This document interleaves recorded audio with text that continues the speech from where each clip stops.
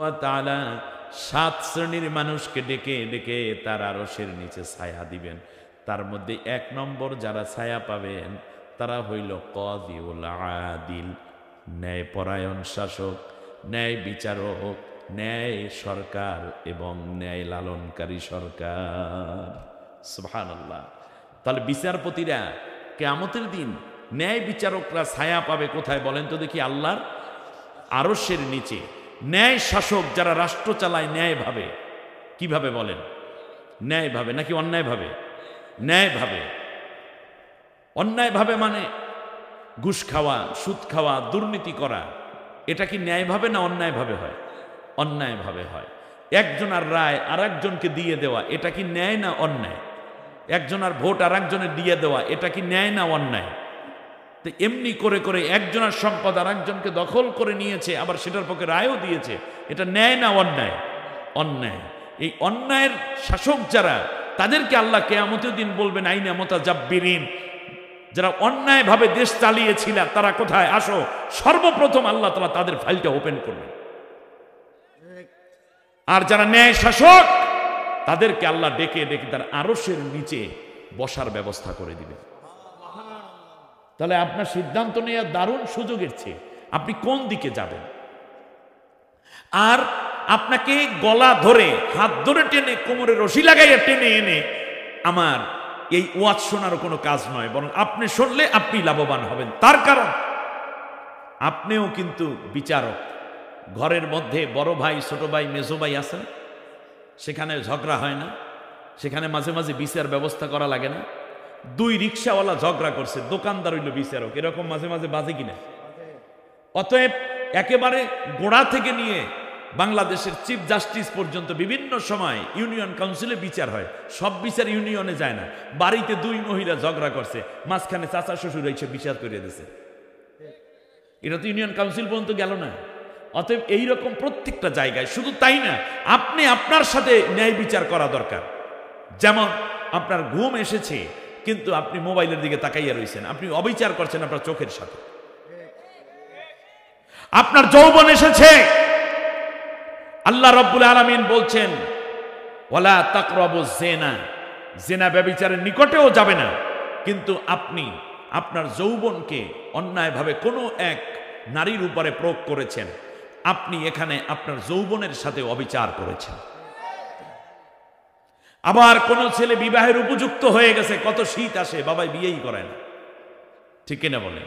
হ্যাঁ, আহা যুবকরা রে, কষ্টের কথা কি একটু কইতেও পারে। ছেলে বিদেশ থেকে ফোন দিয়েছে, বাবা বাড়িতে আসবা কবে? মায় ফোন দিয়েছে, কয় আব্বাডে জিজ্ঞেস করেন কবে যাবো। কালে আব্বাডে জিজ্ঞেস করবে, কিন্তু আইসে পারকার না, গেলে যদি বিয়েই না করে তো এবছর গিয়ে কি লাভ আছে, ঠিক কিনা বলেন? ছোট বোন ফোন দেয়, ভাইয়া তুমি আসবা না? গিয়ে কি করবে? আব্বারে বুঝে আগে, বাবা বিয়ে না করাইলে খামাকা কতগুলো টাকা খরচ করে যাইয়ে লাভ নেই। বাবা বিয়ে করেছে, তার বয়স ছিল তখন 20 বছর, মায়ের বয়স ছিল, তার মার বয়স ছিল কত? 11 থেকে 12 বছর বা 13 বছর। কি সুন্দর ফুটফুটে সংসার, ঘর দুয়ার ভরপুর। এখন ছেলের বয়স 35, এর পরে কয় ছোট ছেলে তো, আর একটু বয়স হোক তারপর বিয়ে করাবে। মেয়ের বয়স 42 বছর, কয় হুজুর পোলাপাইন মানুষ বিয়ে দিয়ে কুইব, আর একটু বয়স হোক, ওরা প্রতিষ্ঠিত হোক, তারপর বিয়ে করাবো।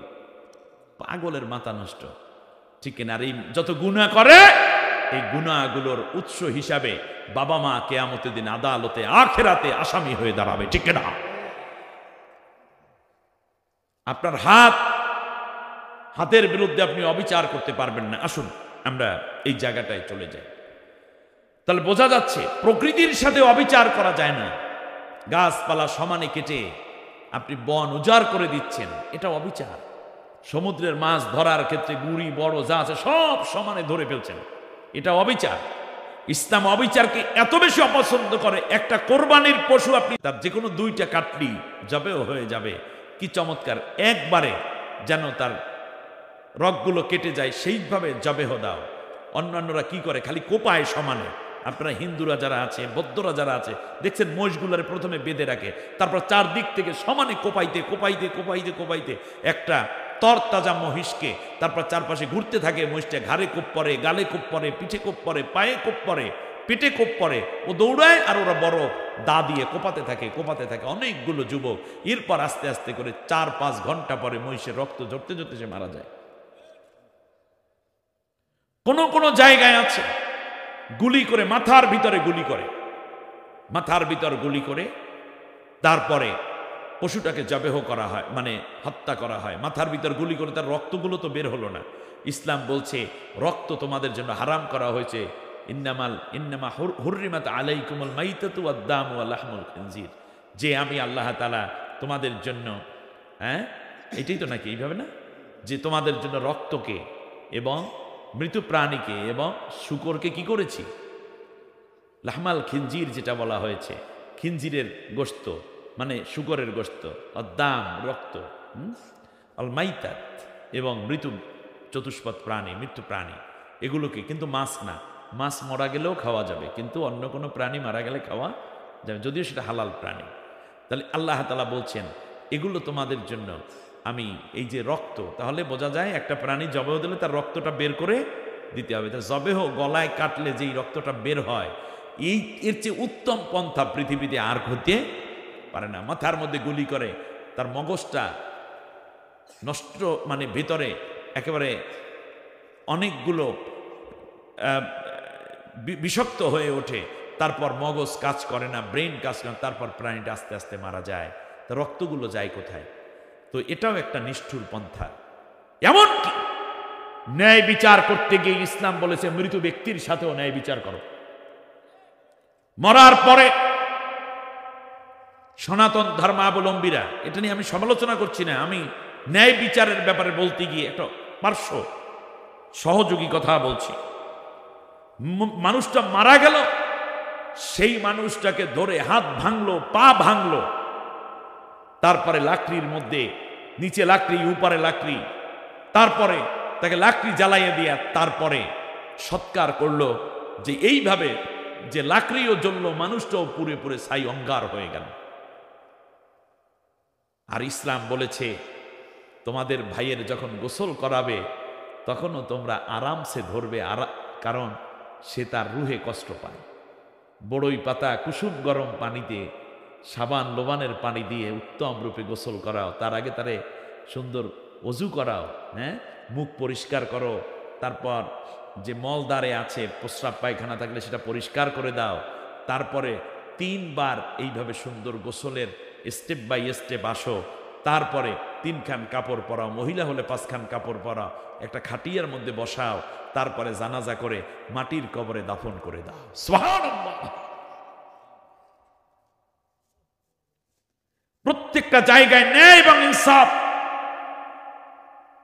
করার জন্য প্রতিষ্ঠা করেছে ইসলাম, সেটা ব্যক্তি জীবন হতে রাষ্ট্রীয় জীবন পর্যন্ত, রাষ্ট্র থেকে নিয়ে আন্তর্জাতিক পর্যন্ত সব জায়গায় আদল ন্যায় বিচার করেছেন কে?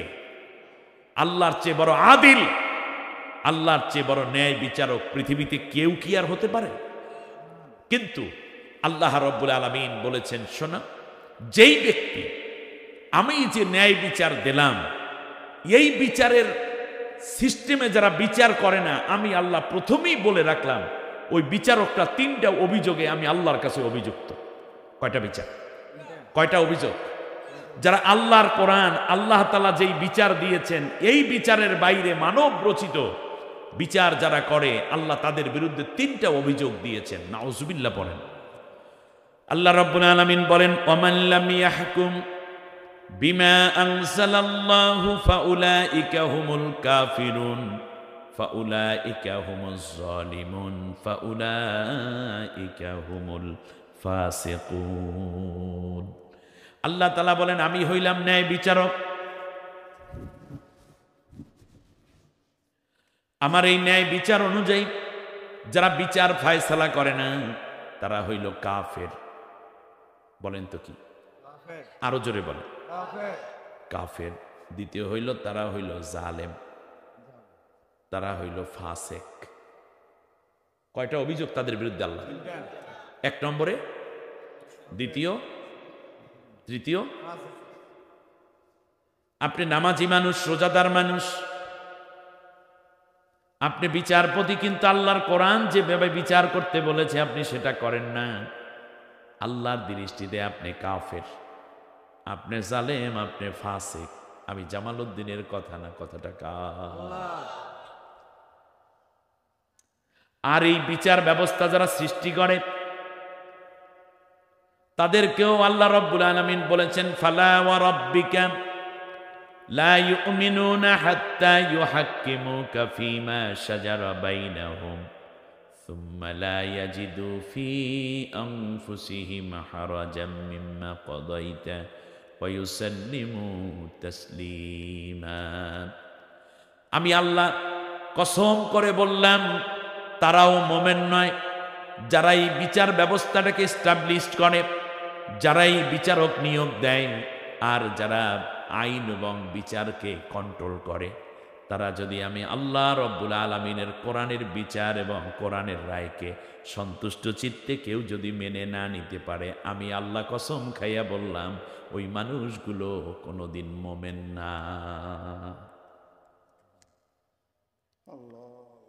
আল্লাহ রব্বুল আলামিন ন্যায় বিচার করতে নির্দেশ দিয়ে বললেন, ইদিলু হুয়া আকরাবু লিত্তাকওয়া, ন্যায় বিচার করবা, এটাই হচ্ছে তাকওয়ার সবচেয়ে বড় উদাহরণ। সুবহানাল্লাহ বলেন, এটাই সবচেয়ে তাকওয়া, বড় তাকওয়া হচ্ছে ন্যায় বিচার করা। এখন এই জায়গাটা আমি ছোট্ট দুইটা কথা বলে রাখি, আপনারা নিতে পারতেছেন তো কথা? এক নম্বর হচ্ছে বিচারটা আপনি কার নিয়ম অনুযায়ী বিচার করলে ন্যায় বিচার হবে। আপনারা মনে করেন মানুষের মন গড়া নীতি নাকি আল্লাহর নীতিতে? আমার কথা আপনারা বুঝতে পারছেন? সর্বপ্রথম আপনার চিন্তা করতে হবে যে আমি কার নীতিতে বিচার করলে, কার দেখানো পন্থায় বিচার করলে ন্যায় বিচার হবে। তো আজকে দুনিয়ায় আল্লাহ তাআলার কোরআনের বিচারের বাইরে আমেরিকান আইনে, ব্রিটিশ আইনে, ভারতের আইনে, কানাডার আইনে, অস্ট্রেলিয়ার আইনে, নেদারল্যান্ডসের আইনে যদি আপনি বিচার করেন, সেই বিচার কি ন্যায় বিচার হবে? হবে না, বরং ন্যায় বিচার হবে কারটা? জোরে বলেন, আল্লাহ তাআলারটা। কিন্তু আমাদের দেশেও কি আল্লাহর কোরআন দিয়ে বিচার হয়? এই বিচারগুলোর মধ্যে সত্য থাকবে না মিথ্যা হওয়ার সম্ভাবনা আছে? আছে না? মানে কম আছে। এজন্য সবচেয়ে বড় ক্ষতি হলো আমাদের, সেটা হলো যেমন কোনো ব্যক্তি জেনা করলো, কি করছে? জেনা করেছে, ধরা পড়েছে। জেনা করলে তো তার আত্মার ক্ষতি হয়, ইমানের ক্ষতি হয়, গুনাহ হয়। কিন্তু শয়তানের ওয়াসওয়াসায় পড়ে লুকাইয়া লুকাইয়া জেনা করে ফেলতে গিয়ে ধরা খেয়েছে। ইউনিয়ন কাউন্সিল চেয়ারম্যানের কাছে মেয়ে অভিযোগ করেছে, মেয়ের বাবা, বন্ধুরা অভিযোগ করেছে, তার স্বজনরা। এখন বিচার হইল, বিচারের পরে তারা কইল কান ধইরা 10 বার উঠবস করবি, 50,000 টাকা জরিমানা। এরপরে বলল তোর 2 মাস কারাদণ্ড। জরিমানা হয়েছে কিনা বলেন? কি কি? 2 মাস লোক সম্মুখে 10 বার কান ধইরা উঠবস করা। এরপরে জরিমানা হয়েছে কত? 50। একটা জরিমানা হয়ে গেছে, ঠিক না? এই ব্যক্তি, ভালো করে বুঝুন, এই ব্যক্তি এতগুলো বিচারের সম্মুখীন হওয়ার পরেও, জরিমানার সম্মুখীন হওয়ার পরেও এই জেনাকার কিয়ামতের দিন আল্লাহর কাছে আবার তার বিচার হবে। তার কারণ এই যে বিচারটা করা হয়েছে এটা আল্লাহর বিচার হয় নাই। তাহলে আল্লাহর দেখানো নিয়ম অনুযায়ী বিচার না হওয়ার কারণে আল্লাহর আদালতে আবার তার বিচারের কাঠগড়ায় দাঁড়াতে হবে। কিন্তু যদি একটা আল্লাহর বিচার অনুযায়ী বিচারটা হয়ে যেত, কি লাভ হতো জানুন? আল্লাহ রাব্বুল আলামিন বলেন, আয-যানিয়াতু ওয়াজ-যানি ফাজলিদু কুল্লা ওয়াহিদিম মিনহুমা মিআতা জালদা। প্রত্যেক জেনাকার, জেনাকারিনী, তারা যদি অবিবাহিতা ছেলে মেয়ে হয় তাহলে তাদেরকে 100টা কইরা বেত্রাঘাত দাও। ইউনিয়ন কাউন্সিলের সামনে এইদিকে ছেলেরা তোমরা মোবাইলে লাইভ দিতে থাকো, এরপরে বিচারক আসবে 100টা বেত্রাঘাত করবে। ফালা তাখুযুহুম বিহিমা রাফাতুন, এই সময় তোমাদের অন্তরের মধ্যে কোনো মায়া থাকতে পারবে না। বিচার যখন দৌড়া মারবা তখন শক্তি দিয়ে মারতে হবে। মেম্বারের ছেলে, হাজী সাহেবের নাতি, শিল্পপতির ছেলে, এই কথাগুলো কোনো কাজে আসবে না, বরং ঠাস ঠাস মারতে হবে জম্মের মতো। মারার পরে বিচারটা যদি দুনিয়ায় হয়ে যেত, লক্ষ লক্ষ জেনাকার যারা উকি ঝুঁকি মারে, ইপটিজিং করে, চ্যাটিং করে, কিংবা বয়ফ্রেন্ড গার্লফ্রেন্ড বানায়, ফ্রি সেক্সের দাবি করে, সবগুলো দেখবেন 1 ঘন্টার মধ্যে কুল্লু খালাস হইয়া যাইত। পরের দিন জেনা করা তো দূরের কথা, মেয়েদের দিকে চোখ তুলে তাকাতে পারতো না। আমার মেয়ে, আপনার মেয়ে কলেজ স্কুল মাদ্রাসায় যাওয়া আসা, কিংবা তাদের জানের নিরাপত্তা, মালের নিরাপত্তা, ইজ্জতের নিরাপত্তা প্রতিষ্ঠিত হয়ে যেত। অপরদিকে আল্লাহ রাব্বুল আলামিন বলেন, আর তারা যদি বিবাহিত হয়, পরকিয়া, কি কিয়া? পরকিয়া। স্বামী দেশের বাইরে থাকে, স্ত্রী এই দেশে পরকিয়া বানাইয়া লইছে, অথবা স্বামী না থাকলেই আর একজনকে ডাকে, স্বামীরে সাইরা, ঘর বাড়ি সাইরা, সন্তান সাইরা চলে যাওয়ার উপক্রম। এই রকম পরকিয়া যদি একটা ধরা পড়ে, আল্লাহ রাব্বুল আলামিন বললেন কোমর পর্যন্ত গারবা। কি পর্যন্ত? কোমর পর্যন্ত গেড়ে ফেলো, তারপর চারপাশ থেকে পাথর মারো, ওর মস্তক উড়াইয়া দাও, ওর বাঁচার কোনো অধিকার নাই। ও মা গো, বাবা গো, আল্লাহ গো বাঁচাও, হাজার রকমের কথা বলবে, মৃত্যু নিশ্চিত না হওয়া পর্যন্ত পাথর মারবা, পাথর মারতে থাকবা।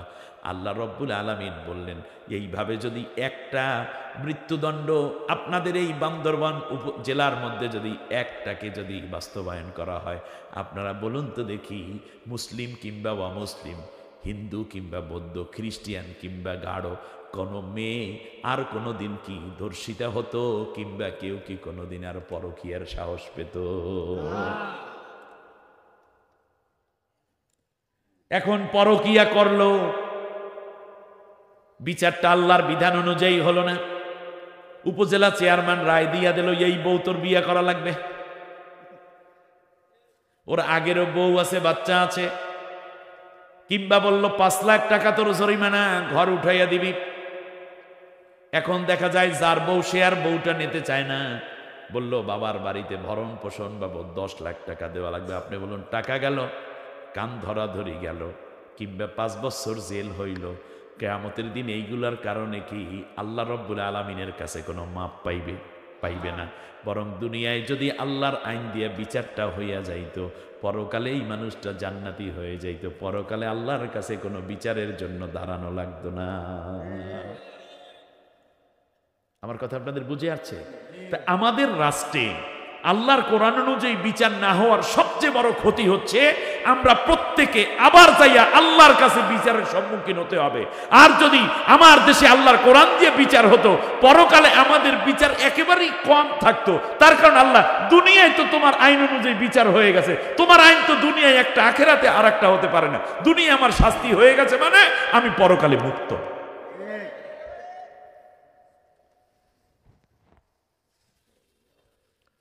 দ্বিতীয়বারে আসেন, বলুন তো দেখি, আসলে আমাদের বিচার করতে পারে আল্লাহ নাকি মানুষে? কথা বললেন না কেন? আর একটু জোরে যুবকরা বলো, কে বিচার করবে? আল্লাহ। কিন্তু আল্লাহর বিচার মানে কোরআনের বিচার।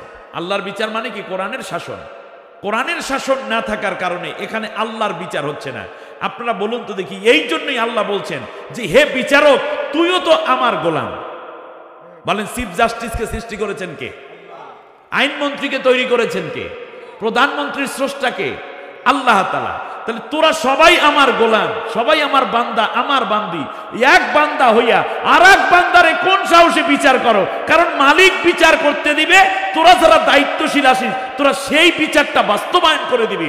নতুন করে তোরা আইন কইরা তোরা বিচার করো, এই বিচারটাই অন্যায়। তার কারণ বিচার করতে গিয়ে তোমার বিপক্ষে গেলে তখন তুমি বিচার থেকে সরে যাবে, আর যখন অন্য বিরোধী দলের যখন সাইজ করা লাগে তখন জোরে ছাই দিয়া ধইরা, সারস দিয়া ধইরা এমন ভাবে দরবার ছড়তে যেন না পারে। ঠিক কিনা কন?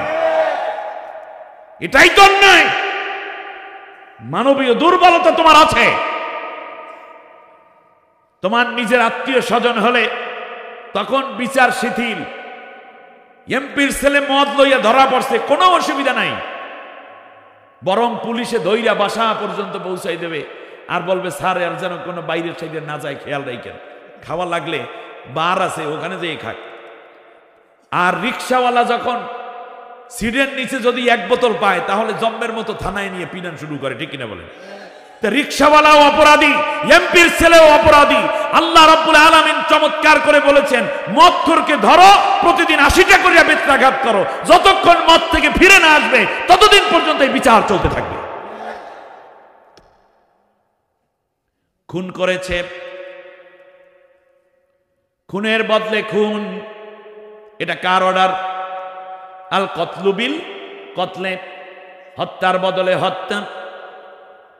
সাক্ষী সাবত সুন্দর করে নিবে, তারপরে যদি বিচার হয় সে হত্যা করেছে, তাহলে আল কতলু বিল কতলে। কারণ যে হত্যা করেছে সেই মানুষটা তৈরি করেছেন কে? যাকে হত্যা করেছে তাকেও তৈরি করেছেন কে?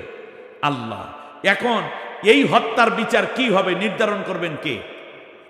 কিন্তু আপনি নির্ধারণ করলেই আপনি গুনাহগার হয়ে গেলেন। কারণ এখন যাকে হত্যা করা হচ্ছে সেটা আপনার অর্ডারে হচ্ছে নাকি আল্লাহর অর্ডারে হচ্ছে? যদি আল্লাহর অর্ডারে হয়ে থাকে তাহলে বিচারকের কোনো দায়ভার নাই। কিন্তু যদি বিচারকের নিজের মন করা কথাই এটা চলতে থাকে, এই জন্যই আল্লাহ বলছেন যে বিচারক কখনো জালেম, কখনো ফাসিক, কখনো কাফের। আপনি চিন্তা করেছেন যে অর্ডার দেওয়ার অধিকার তো একমাত্র আল্লাহর, যে তাকে 6 বছর জেল দাও, তাকে 5 বছর এই শাস্তির কারণে এটা জেল দাও। আর মানুষ হয়ে আপনি মানুষকে অর্ডার করার দ্বারাই আপনি আল্লাহর আসনে নিজেকে বসানোর চেষ্টা করে যাচ্ছেন। আল্লাহ যদি বিচার রায় না দিতেন তাহলে আপনি নিজে নিজে আইন বানাইয়া বানাইয়া রায় দিতে বাধ্য হইতেন রাষ্ট্রের শৃঙ্খলা বজায় রাখার জন্য। কিন্তু আল্লাহ যেখানে প্রত্যেকটা শাস্তির, প্রত্যেকটা অপকর্মের শাস্তি নির্ধারণ করে দিয়েছেন, তারপরেও আল্লাহটা বাদ দিয়ে আপনি আল্লাহ নিজেরটা বসাইছেন, এই জায়গায় তো আপনি আল্লাহর সাথে চূড়ান্ত বেয়াদবিতে বসে আছেন।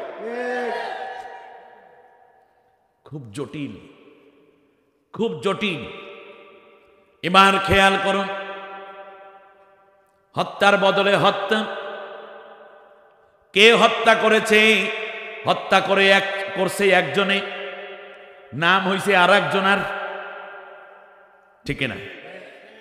হত্যা করছে একজনে, নামের সাথে নামেরও কোনো মিল নাই, বাবার নামের মিল নাই, বংশের মিল নাই, বয়সেরও মিল নাই,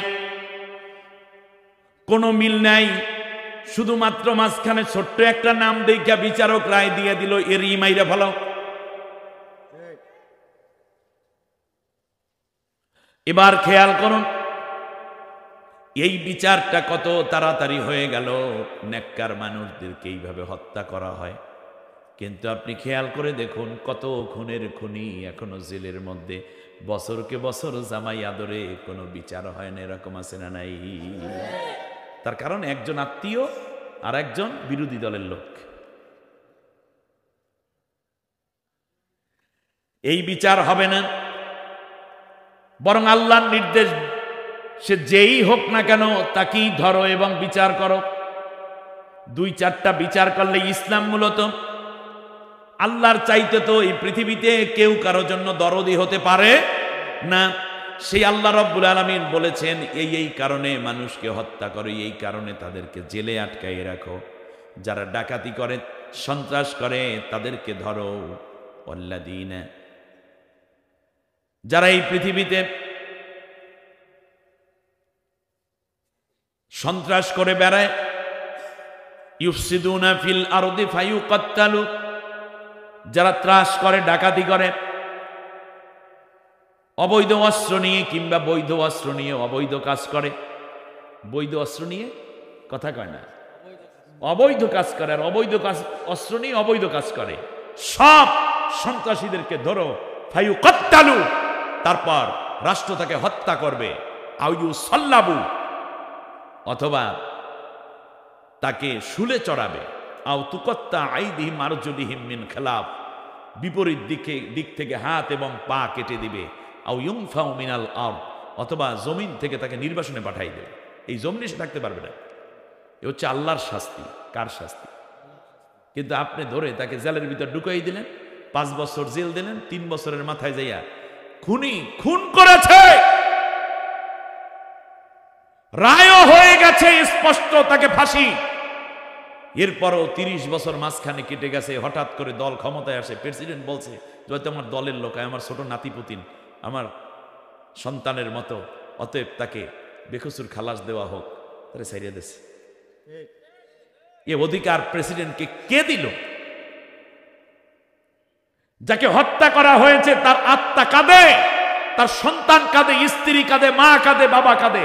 আর আপনি প্রেসিডেন্ট কোন আল্লাহ হয়ে গেলেন যে আপনি বলতেছেন যে ওকে মাফ করে দিলাম? তাহলে আপনাকে তো হত্যা করে নাই, আপনার সন্তান হত্যা করে নাই। তাহলে আপনি না সন্তানের হত্যাকারীর পিতা, হত্যাকৃত ব্যক্তির পিতা, না আপনি তার কোনো অভিভাবক, না আপনাকে হত্যা করতে আপনি মাফ করার অধিকার কে দেয়?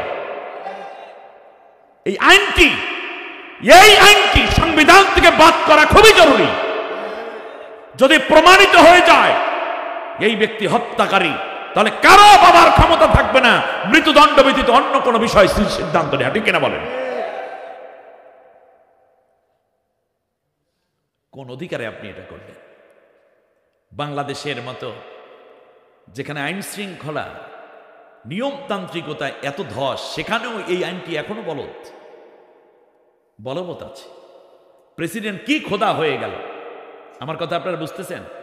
একজন খুনি সর্বোচ্চ আদালত বলল, কিন্তু প্রেসিডেন্ট তো কোনো আদালতের মালিক না। তাহলে যে লোকটি মারা গেল, যাকে হত্যা করা হয়েছে, সে কিয়ামতের দিন আল্লাহর কাছে আবার বিচার দাঁড় করাইবে, তারপর খুনিকে আনা হবে। এমনকি প্রেসিডেন্টেরও আল্লাহ তাআলা হয়তো বিচার করবেন, এই যে তুমি কোন অধিকারে খুনিরে মাফ করে দিলা? তুমি খুনি, তোমার কি লাগে?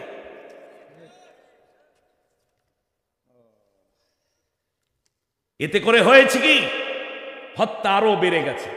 যে কোনো অসুবিধা নেই, সমানে কোপা, দল তো ক্ষমতায়। অথবা মার যেদিন আদালতই না নেবে, জেলে থাকবো, পরে আমার দল ক্ষমতায় এসে নেত্রী আমার ছাড়াই নেবে, নেতা আমার পক্ষে সুপারিশ করবে। ন্যায় বিচার, প্রথমে আসি ন্যায় বিচার। এই ন্যায় শব্দটা হচ্ছে কোরআন। ন্যায় মানে কি? এই কোরআনের পক্ষে যারা, তারা ন্যায়ের পক্ষে। কোরআনের বিপক্ষে যারা, তারা ন্যায়ের বিপক্ষে।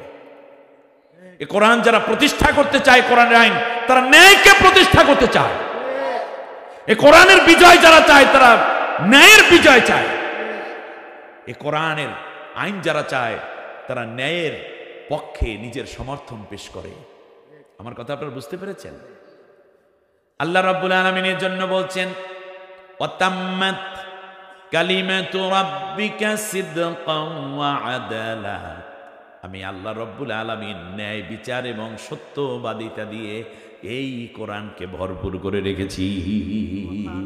আদাল মানে ন্যায় বিচার। ন্যায় বিচার আছে কোথায়?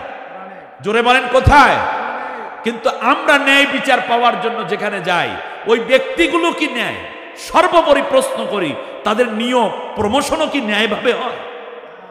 অনেক বিচারপতি এরকম আছেন যারা অনেক প্রবীণ এবং তারা অনেক উন্নত, কিন্তু দলীয় বিবেচনায় না আসার কারণে তারা কোনো দিন আর উপরে উঠতে পারেনি। তো বিচারপতির বিরুদ্ধে তো ন্যায় ইনসাফ করা হইল না। বিচারপতি রায় দেওয়ার কারণে দেশ ছেড়ে সমানে পালাইতে বাধ্য হয়েছে। এই রিপোর্ট আছে না নাই? বিচারপতির বিরুদ্ধে দুর্নীতির অভিযোগ দাঁড় করানো হয়েছে। কিন্তু ইসলাম এটাকে পুরো ঘৃণা করে। ন্যায় বিচার এটা আল্লাহর ডিমান্ড। এতই বড় ন্যায় বিচারের ডিমান্ড, আল্লাহর নবী বলেছেন, শোনো, যাকে বিচারকের দায়িত্ব দেয়া হলো, আল্লাহু আকবার কন, যাকে বিচারকের দায়িত্ব দেয়া হলো, এই মানুষটিকে বিনা ছুরিতে জবেহ করা হয়ে গেছে। কি বলছি বলেন তো দেখি? বিনা ছুরিতে জবাহ করা হয়ে গেছে। এজন্য আল্লাহ রাব্বুল আলামিন বলেছেন, বিচারক হলো 4 প্রকার। কয় প্রকার? 4 প্রকার। আরো জোরে। 4 প্রকার। বিচারক কয় প্রকার? 4 প্রকার। আমার দিকে তাকান। আল্লাহর নবী বলেছেন, আল কুদাতু সালাসা। নবী বলেছেন 3 প্রকার বিচারক আছে এই হাদিসটার মধ্যে। আন বুরাইদা রাদিয়াল্লাহু তাআলা قال قال رسول الله صلى الله عليه وسلم القضاة ثلاثة। বিচারক হলো 3 প্রকার।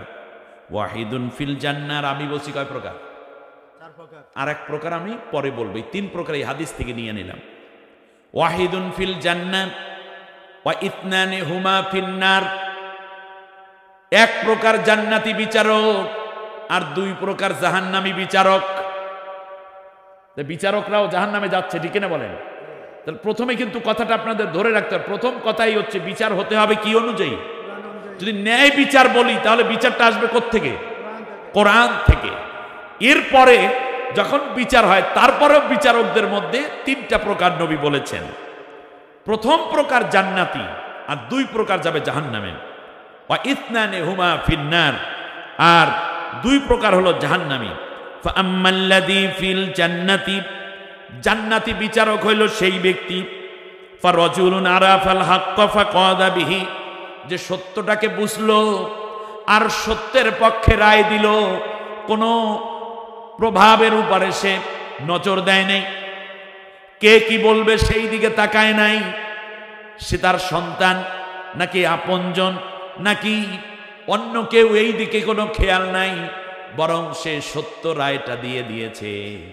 এই বিচারপতি জান্নাতি, বলুন মারহাবা। হযরত ওমর রাদিয়াল্লাহু তাআলা আনহু তার সন্তানের বিচার করলেন, আপনি বলুন ন্যায় বিচার করেছেন, সন্তান নাকি অন্য কেউ সেই দিকে তার খেয়াল নাই। বিচার হচ্ছে এক পর্যায়ে সন্তান মারা গেল, ৮০টা বেত্রাঘাত, ৬০টা বেত্রাঘাত করার পর সন্তান মারা গেছে। হযরতে ওসমান রাদিয়াল্লাহু আনহু বললেন আলী, হযরতে উসমান বললেন আমর, ওকে যে বেত্রাঘাত করবো এটা আমি করি। আপনারা জানেন মদ পানের অভিযোগে সে অভিযুক্ত ছিল ছেলেটা। বললেন না, আমার হাতে দাও, চাবুকটা আমার হাতেই থাকুক। বিচার করছেন, একটা একটা করে বেত্রাঘাত করছেন। শেষ পর্যন্ত ৬০টা বেত্রাঘাত করার পরে, ৬০টা আঘাত করার পরে সন্তান মারা গেছে। আপনারা শুনতেছেন না? ৬০টা বেত্রাঘাত করার পরে সন্তান মারা গেল। তাহলে বলুন এটা কি আস্তে আস্তে মারছে না জোরে? এবারে হযরত ওমর রাদিয়াল্লাহু তাআলা আনহু বললেন একে গোসল করাও।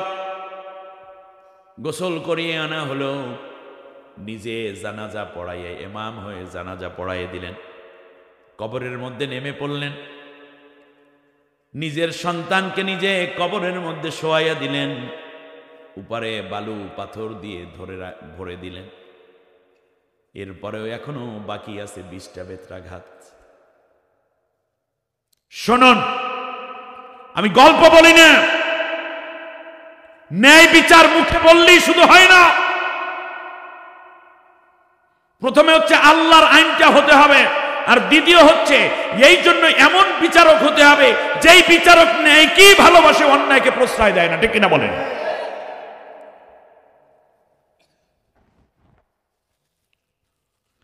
হযরতে ওমরে আজম ফারুক রাদিয়াল্লাহু তাআলা আনহু এখনো চাবুকটা হাতে নিলেন। চাবুক হাতে নেয়ার পরে ওই সদ্য সন্তান যাকে কবরে রাখা হলো, এই কবরের উপরে বাকি ২০টা বেত্রাঘাত জোরে জোরে করলে ৬০ আর ২০ মিলে কত হলো? এবার হযরতে ওমর হাত থেকে চাবুকটা ছেড়ে দিলেন। ওসমান ওমরকে জড়িয়ে ধরে বললেন, ওমর তোমার চোখটা এখনো লাল, চেহারাটা এখনো লাল হয়ে আছে, শরীর থেকে ঘাম ঝরছে। কবরের উপরে যে মারছে তাও আস্তে মারে নাই, জোরেই মেরেছে। সাহাবীরা বললেন, ওমর রে, জীবনে মানুষ দেখেছি কিন্তু তোমার মতো নিষ্ঠুর পিতা কোনোদিন দেখি নাই। হযরতে ওমরে ফারুক বললেন, তোমরা আমাকে নিষ্ঠুর বলো কেন? আমি তো আমার আল্লাহর কোরআনের আইনটাকে বাস্তবায়ন করে দিয়েছি। নিজের সন্তান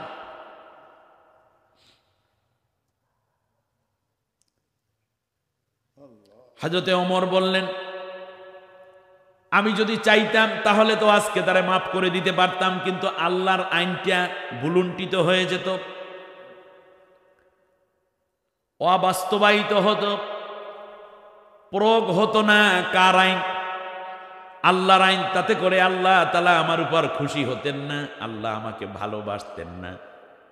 কিংবা আমি যখন বেত্রাঘাত করতেছিলাম, চাবুক যদি আমার হাত শিথিল হয়ে যেত আমার সন্তান বলে আস্তে আস্তে মারি, যদি এই চিন্তা আমার মাথার ভিতরে আসতো, তাহলে ন্যায় বিচারের হক আদায় হতো না। কিয়ামতের দিন বাপ বেটা বিচারক হিসাবে আমি আর বিচার প্রার্থী হিসাবে আমার সন্তান, দুইজন জাহান্নামী হয়ে যেতাম। কত না খারাপ লাগতো তোমাদের, তাই না? বলল হ্যাঁ। হযরতে ওমর বললেন, আমি ন্যায় বিচার করে দিলাম, আমার সন্তান বাঁচলো কি মরলো সেই দিকে আমার খেয়াল নাই। কাল কিয়ামতের ময়দানে আল্লাহর সামনে ন্যায় বিচারক হিসাবে মাথা উঁচু করে দাঁড়াবার সাহস পাবো। আর সন্তানেরও বিচার যেহেতু হয়ে গেছে, বাপ আর বেটা দুইজনে হাত ধরে ধরে হাসতে হাসতে জান্নাতে যাব, সেইটা কত না সুন্দর হবে। সুবহানাল্লাহ।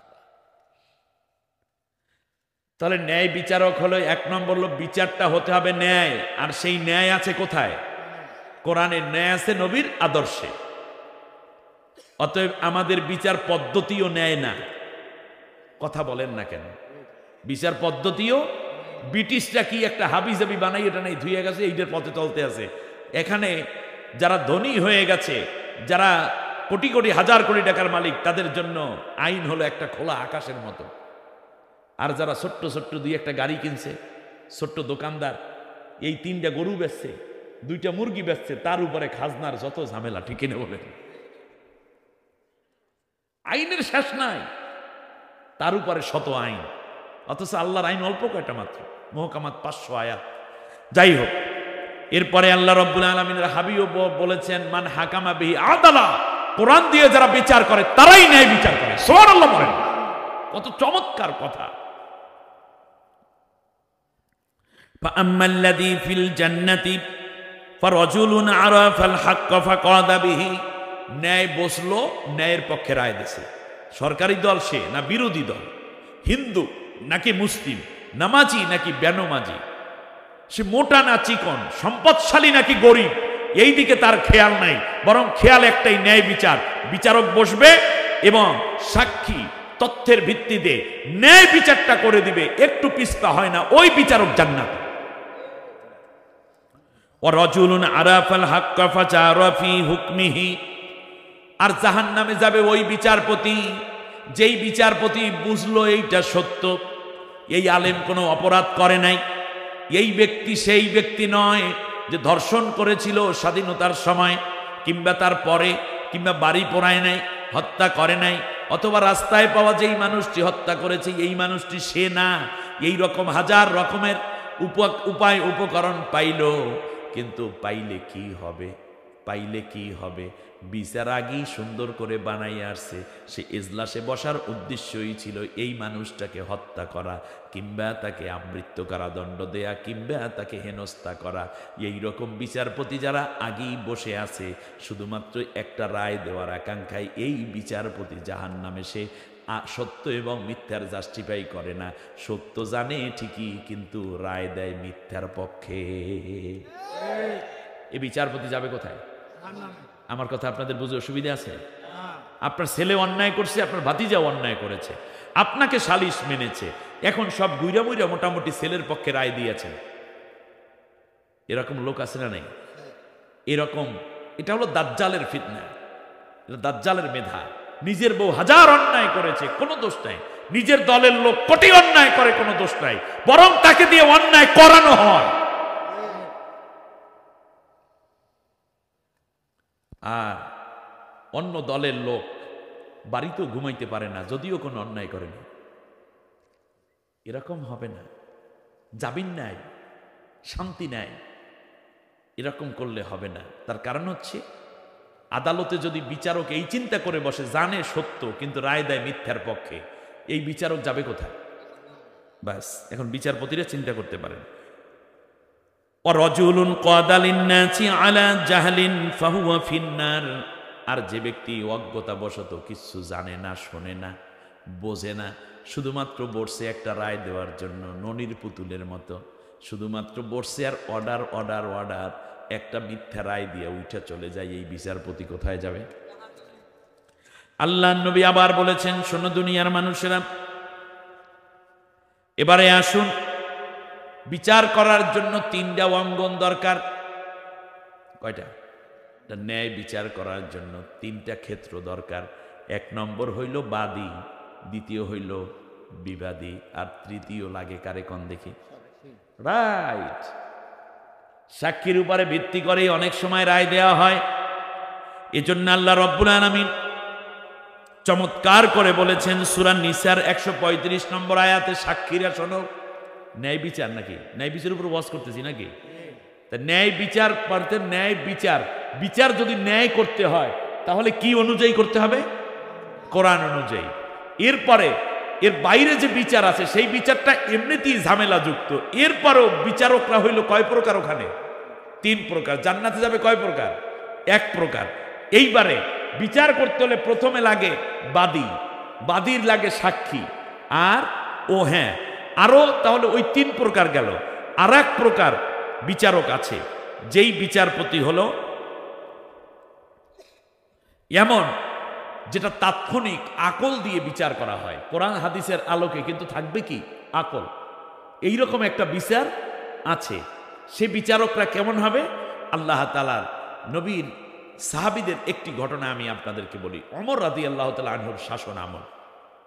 ওমরে ফারুক রাদিয়াল্লাহু তাআলা আনহু একটা মামলা পাইলেন এই রকম, যে শিশু সদন, ইয়াতিমখানা বলি, কিংবা বলতে পারি শিশু লালন ক্ষেত্র বলতে পারি, যাই বলে, এইরকম একটা জায়গায় বা হাসপাতাল, মুস্তাশফা, হসপিটাল, পাশাপাশি 2 মহিলা সন্তান প্রসব করছে একই দিনে, জাস্ট এই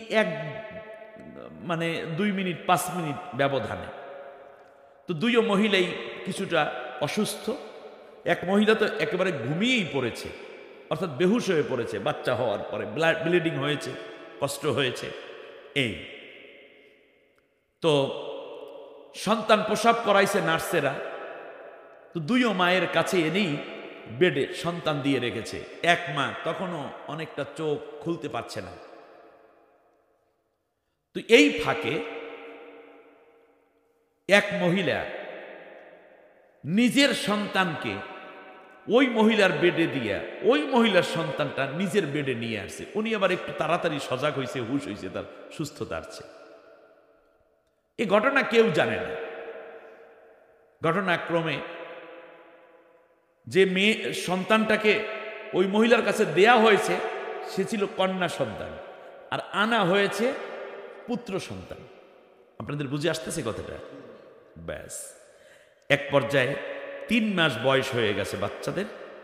কিন্তু ওমর রাদিয়াল্লাহু তাআলা আনহুর কাছে এই যে বর্তমানে মেয়ে আছে যার কাছে, কিন্তু উনি ছিল কিসের মা? ছেলের মা। রাইট। ছেলের মা গিয়ে ওমর রাদিয়াল্লাহু তাআলা আনহুর কাছে নালিশ করলো যে ওমর, 3 মাস আগে এত এত তারিখে আমরা 2 জনের সন্তান প্রসব করি, পাশাপাশি বেড, আমার মন বলতেছে আমার পুত্র সন্তান হয়েছে, কিন্তু উনি ওনার কন্যা দিয়ে আমারটা নিয়ে গেছে। বলল যে এই ব্যাপারে তোমার কি কোনো সাক্ষী আছে? কয় না, সাক্ষী নেই। কোনো প্রমাণ আছে? কয় প্রমাণও নাই। এখন তো ডিএনএ করারও তখন সিস্টেম ছিল না। এখন পড়ে গেছে মহা মুসিবতে। কি করবে? তাড়াতাড়ি করে চলে গেল ওমরের কাছে। ওমর রাদিয়াল্লাহু তাআলা বিচার নিয়ে পড়ছে ঝামেলায়। কয় এই আল্লাহ মাল আল্লাহ দিয়েছে, আমি দোয়া করি পরে তোমার ছেলে হবে। বলে আপনার দোয়া তো চাইনি, আমি বিচার চেয়েছি। দোয়া চাইনি, আমি বিচার চেয়েছি। বললো যে তুমি কোনো সাক্ষ্য প্রমাণ দিতে পারছো না, আমি কি বিচার করব? এ নিয়ে বললো না, আপনি বিচারটা করেন।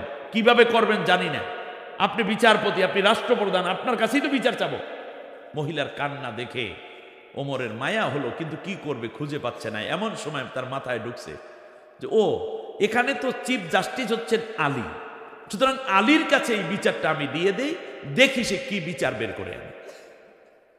তাহলে একজনের কাছে সোপর্দ করে মাথাটা হালকা করলেন, আলীকে ডাকলেন। আলী রাদিয়াল্লাহু তাআলা আনহুকে সব ঘটনা খুলে বলার পর আলী রাদিয়াল্লাহু আনহু বললেন, কোনো অসুবিধা নাই, আগামীকালকে সকাল 10টায় এই মসজিদে নববীতে বিচার ফয়সালা দেবে এবং ন্যায় বিচার পাবে। হযরতে ওমর রাদিয়াল্লাহু তাআলা আনহু বললেন, কি কয় আলী, মাথা ঠিক আছে? কিভাবে বিচার করবে? তো যে এই কথা যদি মানুষেরা শোনে তা সবাই আসেন একটু, মসজিদে নববী ভরে গেছে, লক্ষ লক্ষ সাহাবীর মধ্য থেকে হাজার হাজার উপস্থিত খবর পাই আইসে গেছে অনুসন্ধিৎসু জনগণ। তো দুইও মানে এই মহিলা তার অভিযোগ পেশ করছে যে এই মহিলার বিরুদ্ধে তাকেও আনা হয়েছে। ওনার কোলে পুত্র, এর কোলে কন্যা। আলী রাদিয়াল্লাহু তাআলা আনহু বললেন, আমর আমি বিচারটা করে দিচ্ছি, তার আগে আমাকে 2টা বাটি দাও। পিতলের 2টা বাটি আনা হলো, ছোট ছোট, এনে 2 মহিলার হাতে দিয়ে বলল, তোমরা একটু আড়ালে চলে যাও। আড়ালে যাওয়ার পরে তোমরা তোমাদের বুকের থেকে দুধ, কিছু দুধ এই বাটির মধ্যে নিয়ে এখানে রেখে দাও। তো 2 জনের নাম অনুযায়ী নাম লিখে দেওয়া হয়েছে বাটির উপরে। তারপরে এই হলো মনে করেন সুমাইয়া বেগম, এ হলো রাশেদ আক্তার, কথার কথা, বাস দেয়া হলো। এরপরে আলী রাদিয়াল্লাহু তাআলা আনহু এই বাটিটাকে ধরলেন, ধরে আস্তে করে এইভাবে তিনি বাটিটাকে এভাবে নাড়া দিলেন, এভাবে ভেতরে আছে কি দুধ, এভাবে নেড়ে বললেন, এই যে বাটি, এই বাটিটা যার, সে হলো কন্যার মা, সে পাবে কন্যা সন্তান। আবার আরেকটা বাটি ধরলো, ধরে এভাবে নাড়া দিল, একটু একটু করে নেড়ে নেড়ে ওমর রাদিয়াল্লাহু তাআলা আনহু বললেন, এটা হলো পুত্রের মা, এ হলো পুত্র পাবে। তো যে মহিলা নালিশ করেছে মূলত তার দুধ এভাবে অবজারভেশন করে হযরতে আলী বলেছেন এ হলো পুত্রের মা আর ও হলো কন্যার মা। এখন তো যে মহিলা মামলা করছে সে খুব বেশি আবেগ আপ্লুত, হ্যাঁ আমার ছেলে দিয়ে লাও কোলের মধ্যে, ওই মহিলা দিচ্ছেন জোর করে ধরে রাখছে, বাচ্চা কান্না করছে। হযরতে ওমর রাদিয়াল্লাহু তাআলা আনহু বললেন, এই টানাটানি করো না, আমি একটু শুনে নেই। আচ্ছা আলী, তুমি কিভাবে বিচার করলা? হযরতে আলী রাদিয়াল্লাহু তাআলা আনহু বললেন, আমি কোরআন দিয়ে বিচার করেছি। কি দিয়ে? কোরআন দিয়ে। আলী রাদিয়াল্লাহু তাআলা আনহুর কথা শুনে ওমর বললেন, কোরআনের মধ্যে কি এত ঝামেলার কথা আছে নাকি? বলে, হ্যাঁ আছে। আল্লাহ রাব্বুল আলামিন কোরআনের মধ্যে বলেছেন, লিররিজালে মিসলু হাযযিল উনসায়াইন, 2 মেয়ে যা পাবে 1 ছেলে তা পাবে। উত্তরাধিকার আছে না নেই? আমি আয়াতের উপর ভিত্তি করে বুঝতে পেরেছি আল্লাহ রাব্বুল আলামিন যেহেতু 2 কন্যাকে যা দিতে বলেছেন, 1 পুত্রকে তা দিতে বলেছেন, সুতরাং মায়ের দুধের ক্ষেত্রেও একটা কন্যা সন্তান হলে দুধ যতটুকু গাঢ় হবে তার দ্বিগুণ গাঢ় হবে যখন পুত্র সন্তান মা প্রসব করবে। শুধু তাই না, দুধের পরিমাণের দিক থেকেও পুত্র সন্তান আসলে দুধের পরিমাণ আল্লাহ তাআলা বাড়াইয়া দেন মায়ের বুকের মধ্যে। আমার ভাইরা, কি চমৎকার আকল দিয়েও মাঝে মাঝে বিচার করা হয়। এই হলো 4 প্রকার বিচার, ঠিক কিনা? এখন আল্লাহ রাব্বুল আলামিন কি বলছেন শোনো সাক্ষীদের ব্যাপারে। কুমু কাওয়ামিনা শুহাদা বিল কিসত ওয়ালাউ আলা আনফুসিকুম ওয়াল ওয়ালিদাইনি ওয়াল আকরাবিন ফাইন ইয়াকুন গানিয়ান আও ফাকিরান। এমনি করে আল্লাহ রাব্বুল আলামিন বলতেছেন, দুনিয়ার মানুষেরা যখন তোমরা আদালতে সাক্ষ্য দিবে তখন সত্য সাক্ষ্য দিবে। কি সাক্ষ্য? বানান্য সাক্ষ্য। এই সাক্ষীগুলা জাহান্নামে যাবে। আল্লাহ কোরআনের মধ্যে স্পষ্ট করে বলেছেন, শোনো, অমিনান নাসি মা ইয়াযিবুকা কাওলুহু ফিল হায়াতিদ দুনিয়া ওয়া ইয়াশহিদুল্লাহু আলা মা ফি কুলুবিহি ওয়া হুয়া আলাদ্দুল খিসাম। সূরা বাকারার 204 নম্বর আয়াতে আল্লাহ রাব্বুল আলামিন বলেন, আমি আল্লাহ বলেছিলাম তোমরা সত্য সাক্ষ্য দিবে আদালতে। সেই সাক্ষ্য যদি তোমার নিজের বিরুদ্ধেও যায়, নিজেই অঘটন ঘটিয়েছে, আদালতে যখন বলবে আপনি আপনার সাক্ষী দেন, তখন যদি তোমার বিরুদ্ধেও যায় তবুও বলবে হ্যাঁ আমি এই কাজ করেছি, কোন রকম লুকোচুরি করবে না। কে বলতেছেন? আউল ওয়ালিদাইন, যদি তোমার মা বাবার বিরুদ্ধে যায়, যদি তোমার আত্মীয় স্বজনের বিরুদ্ধে যায়, যদি তোমার দলের বিরুদ্ধে যায়, যদি তোমার নেতার বিরুদ্ধে যায়, যদি তোমার নেত্রীর বিরুদ্ধে যায়, তোমার বাপ চাচার বিরুদ্ধে যায়, মা খালার বিরুদ্ধে যায়, এরপরও সত্য সাক্ষ্য দিবে। সত্য সাক্ষ্য থেকে এক চুল পরিমাণ পিছপা হবে না। নির্দেশ কার? আহারে, সেই দিন শুনলাম আদালতে সাক্ষ্য গ্রহণ করা হচ্ছে পত্রিকায়। এখান থেকে নিয়ে ঘটনা ঘটছে 53 বছর আগে। তখন ওই সময়ের মহিলা ধর্ষিতা হয়েছে, মনে পড়ছে এখন।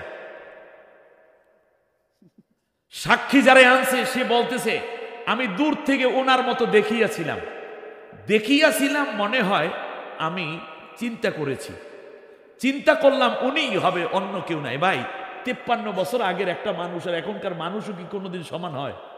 আরে চিন্তা করেন না কেন, 5 বছর পর্যন্ত একটা মানুষ চেঞ্জ হয়ে যায় কতখানি। 5 বছর পর একটা লোক আসলে বলে তোর তো চেনাই যাচ্ছে না, ঠিক কিনা বলেন? গতকালকে আমার কলিজার টুকরা ভাই তাওহীদি জনতার নয়নমণি ইয়াংদের প্রেরণার এক বাতিঘর মুফতি আমির হামজা ভাই, একই মাহফিলে আমরা ছিলাম। মাহফিল শেষে মনে হয় যেন এখন মরে যাবে, এত অসুস্থ। তার মাথার মধ্যে আমি হাত দিলাম, মাথায় চুলগুলা নাই, 3 ভাগের 2 ভাগ পড়ে গেছে। পুরো মাথার মধ্যে মনে হয় যেন খিজলি পাঁচড়ায় ভরা। কারণ দূষিত খাবার, স্বাস্থ্যকর খাবার অত নাই, যেটা কি বলে এটা জেলখানায় দেওয়া হয়, অনিয়মিত চলাফেরা, সর্বোপরি টেনশন। ইয়াং মানুষ, 2টা মেয়ে বাইরে, ছোট ছোট স্ত্রী, বাবা মা, সব মিলে দেখলাম যে মাথার মধ্যে এত বেশি অ্যালার্জি হয়ে গেছে, ঘুম নাই। মাথার মধ্যে যখন হাত দিয়ে একটু দোয়া দরুদ পড়তেছিলাম, হঠাৎ করে দেখলাম যে নাক ডাকা শুরু করছে। আমি বললাম এই তো কাজ হয়েছে। আপনার একটা মিথ্যা সাক্ষ্য এই পৃথিবীতে খুনিকে যেমন ধরিয়ে দিতে পারে, ঠিক তেমনি একজন খুনিকে আরো খুন করার জন্য উদ্বুদ্ধ করতে পারে। কারণ আপনি সত্য না বললে এই পৃথিবী থেকে সত্য মরে যায়, ঠিক না বলেন? এজন্য আল্লাহ বলছেন, তোমার বাবার বিরুদ্ধে হোক, তোমার মায়ের বিরুদ্ধে হোক, তোমার নিজের বিরুদ্ধে হোক, সন্তানের বিরুদ্ধে হোক, তুমি সত্য সাক্ষ্য দিবে। এরপর আল্লাহ রাব্বুল আলামিন বলেন, ওয়ালা তালবিসুল হাক্কা বিল বাতিলি ওয়া তাকতুমুল হাক্কা ওয়া আনতুম তা'লামুন। সত্যকে মিথ্যা দিয়ে ঢেকে ফেলবা না এবং জেনে বুঝে কোনো সত্য গোপন করবা না। নিষেধ করেছেন কে? আদালতের মধ্যে। এরপর আল্লাহ রাব্বুল আলামিন বলছেন, শোনো, যারা আদালতে দাঁড়িয়ে মিথ্যা সাক্ষ্য দিবে, এই সাক্ষ্যদাতা ব্যক্তি হলো দুনিয়ার বুকে ফাসেক এবং তার কথার কোনো ভ্যালু আমি আল্লাহর কাছে নাই। এরপর আল্লাহ রাব্বুল আলামিন বলছেন, কেউ যদি মিথ্যা সাক্ষ্য দেয় তাহলে শুধুমাত্র আসামির বিচার করবা এটাই না। যদি ওই সাক্ষীদাতা উল্টাপাল্টা সাক্ষী দেয়, মিথ্যা সাক্ষী দেয়, তাহলে তারে ধইরা মিথ্যা সাক্ষ্য দেয়, তাহলে মিথ্যা সাক্ষ্যদাতারে 80টা বেত্রাঘাত করবা সমানে। খেয়াল করেছেন? সাক্ষ্য দিয়েছে কিন্তু কি সাক্ষী? মিথ্যা সাক্ষ্য দিয়েছে। ঘটনার সাথে ওই ব্যক্তি জড়িত না। এলাকার লিডার হবে, চেয়ারম্যান নমিনেশন পাবে, কিংবা মেয়ের চাকরি হবে, ছেলের প্রমোশন হবে, নিজে একটা বিল্ডিং পাবে, বয়স্ক ভাতা পাবে, এইরকম আকাঙ্ক্ষা করে কেউ যদি মিথ্যা সাক্ষ্য দিয়ে যায়, তাহলে ওদেরকে ধরো এবং ওই সাক্ষ্যদাতাকেও ধইরা জম্মের মতো 80টা বেত্রাঘাত করো। শুধু তাই না, তাদের কোনো সাক্ষী, কোনো সাক্ষ্য আদালত আর কোনোদিন গ্রহণ করবে না। তাহলে মিথ্যা যদি একবার প্রমাণিত হয় কোনো ব্যক্তির সাক্ষ্য, তাহলে ওই সাক্ষী কোনোদিন আর কোনো আদালতে গ্রহণযোগ্য হবে না। সে হাজী সাবক, গাজী সাবক, যাই হোক না কেন, ও যদি আল্লাহর কসম খাইয়াও বলে, তারপরেও তার সাক্ষ্য গ্রহণযোগ্য হবে না। শুধু তাই না, কোনো বিচারপতিও যদি একবার মিথ্যার পক্ষে রায় দেয়, তাহলে ওই বিচারপতি থাকলেও তার কোনো রায় জাতির কাছে গ্রহণযোগ্য হবে না। তার কারণ মিথ্যাবাদী হওয়ার জন্য একটা সাক্ষী, একটা সাক্ষ্য আর একটা রায় যথেষ্ট। আল্লাহ রাব্বুল আলামিন সূরা নূরের 4 নম্বর আয়াতে এই কথাটা বলে দিলেন, শোনা, এই সামানিনা জালদা ফাজলিদুহুম সামানিনা জালদা, মিথ্যা সাক্ষ্যদাতারে 80টা বেত্রাঘাত করো। আদালত যদি একবার প্রমাণ করতে পারে এই সাক্ষী প্রতারক, তাহলে তারে ধরে কয়টা বেত্রাঘাত করবে? এই রকম যদি 5-6টা সাক্ষীরে ঠিকমতো দেওয়া যাইতো, তাহলে গাড়ি পোড়ায় আরেকজনে, মামলা দেয় আরেকজনের। সাক্ষীরে যদি ঠিকমতো সাইজ করা যাইতো, তাহলে ঠিকমতো সাক্ষী দিতে পারলে পারবে, না চুপ থাকার মানুষের সংখ্যা বেড়ে যেত। ঠিক কিনা বলেন? আগুন লাগায় একজন, মামলা খায় আরেকজন, অত্যাচার করে একজনে, মামলা দেয় আরেকজনের নামে, আবার সাক্ষীও দেয়। আহা, আল্লাহু ইয়াশহাদু ইন্নাল মুনাফিকিনা লাকাযিবুন, আমি আল্লাহ সাক্ষ্য দিচ্ছি মুনাফিকরা মিথ্যাবাদী। অতএব এই মুনাফিকদের সাক্ষ্য কোনো আদালতে গ্রহণযোগ্য হবে না। আমার ভাইরা, এবারে আসেন বিচারক। কিয়ামতের দিন শুধুমাত্র মানুষ যেই আদালতের রায় অনুযায়ী বিচার করে এটা না, দুনিয়ায় যেমন বিচার আছে, কিয়ামতের ময়দানে আল্লাহ তাআলা সাক্ষ্য গ্রহণ করবে। সুবহানাল্লাহ। কারণ আদালত, কিয়ামতের ময়দানটাও কি আল্লাহ ওই দিন বিচারপতি। ঠিক কিনা বলেন? তা সাক্ষী যে লাগে, সেই জন্য আল্লাহ তাআলা বলছেন, শোনো, ইয়াউমা নাখতিমু আলা আফওয়াহিহিম, আল ইয়াউমা নাখতিমু আলা আফওয়াহিহিম ওয়া তুকাল্লিমুনা আইদিহিম ওয়া তাশহাদু আরজুলুহুম বিমা কানু ইয়াকসিবুন। মানুষের হাত সাক্ষ্য দিবে, পা, হাত কথা বলবে, পা সাক্ষ্য দিবে, আর মুখটা বন্ধ করে দিবেন কে? আজকে হাত দিয়ে কারে পিটাও? রিমান্ডের নামে কার পায়ের নখগুলো টেনে টেনে ছিঁড়ে ফেলছো? নির্দোষ মানুষকে মামলার আসামি করে আদালতে ঘুরাচ্ছ, জেলের প্রকোষ্ঠে তাকে বন্দী করে রেখেছ, মিথ্যা সাক্ষ্য দিচ্ছ, মিথ্যা রায় দিচ্ছ। কি করেছো গোপনে প্রকাশ্যে? অপরাধী কিংবা নিরপরাধীর বিরুদ্ধে যারা সাজাচ্ছে সবাইকে আল্লাহ তাআলা দাঁড় করাবেন। সেই দিন তার হাত কথা বলবে আর পা সাক্ষ্য দিবে। এই দুইটা রাইখে তো কোনো অন্যায় করতে পারে নাই কেউ। ঠিক কিনা বলেন? এ গেল এক। দ্বিতীয় হচ্ছে, আল্লাহ রাব্বুল আলামিন বলেন নুসাউইয়া বানানা, আমি আল্লাহ তাআলা বললাম কিয়ামতের দিন আঙ্গুলগুলো কথা বলবে। এই যে একটা টিপ সই দিয়া মানুষের সম্পদ জাল জালিয়াতি করছেন, এটা ধরা খাবে। একটা সিগনেচার দিয়ে জনগণের কোটি টাকা আত্মসাৎ করেছে, আঙ্গুল কথা বলবে। আমার কথা আপনাদের বুঝে আসছে? অন্যের নাম্বার দিয়ে নিজে ভোট মাইরা দিছো 500-700, একজনে মাইরা দিছো, তাহলে ওনাদের ফিঙ্গারপ্রিন্ট কই গেল? একজনে খালি ফিঙ্গারপ্রিন্ট দিচ্ছে, আর একজনে দস্তখত দিচ্ছে, আর ব্যালট ঢুকাচ্ছে। এটা আমাদের দেশের কথা কইটা, লন্ডনে হয়েছিল।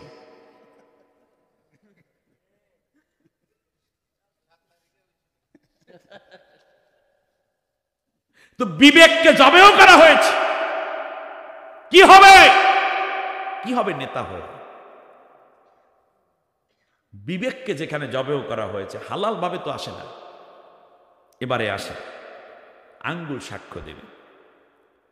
এরপর আল্লাহ রাব্বুল আলামিন বলেন আখরাজাতিল আরদু আসকালাহা, মাটির উপরে যা করেছো মাটি তা বের করে দিবে।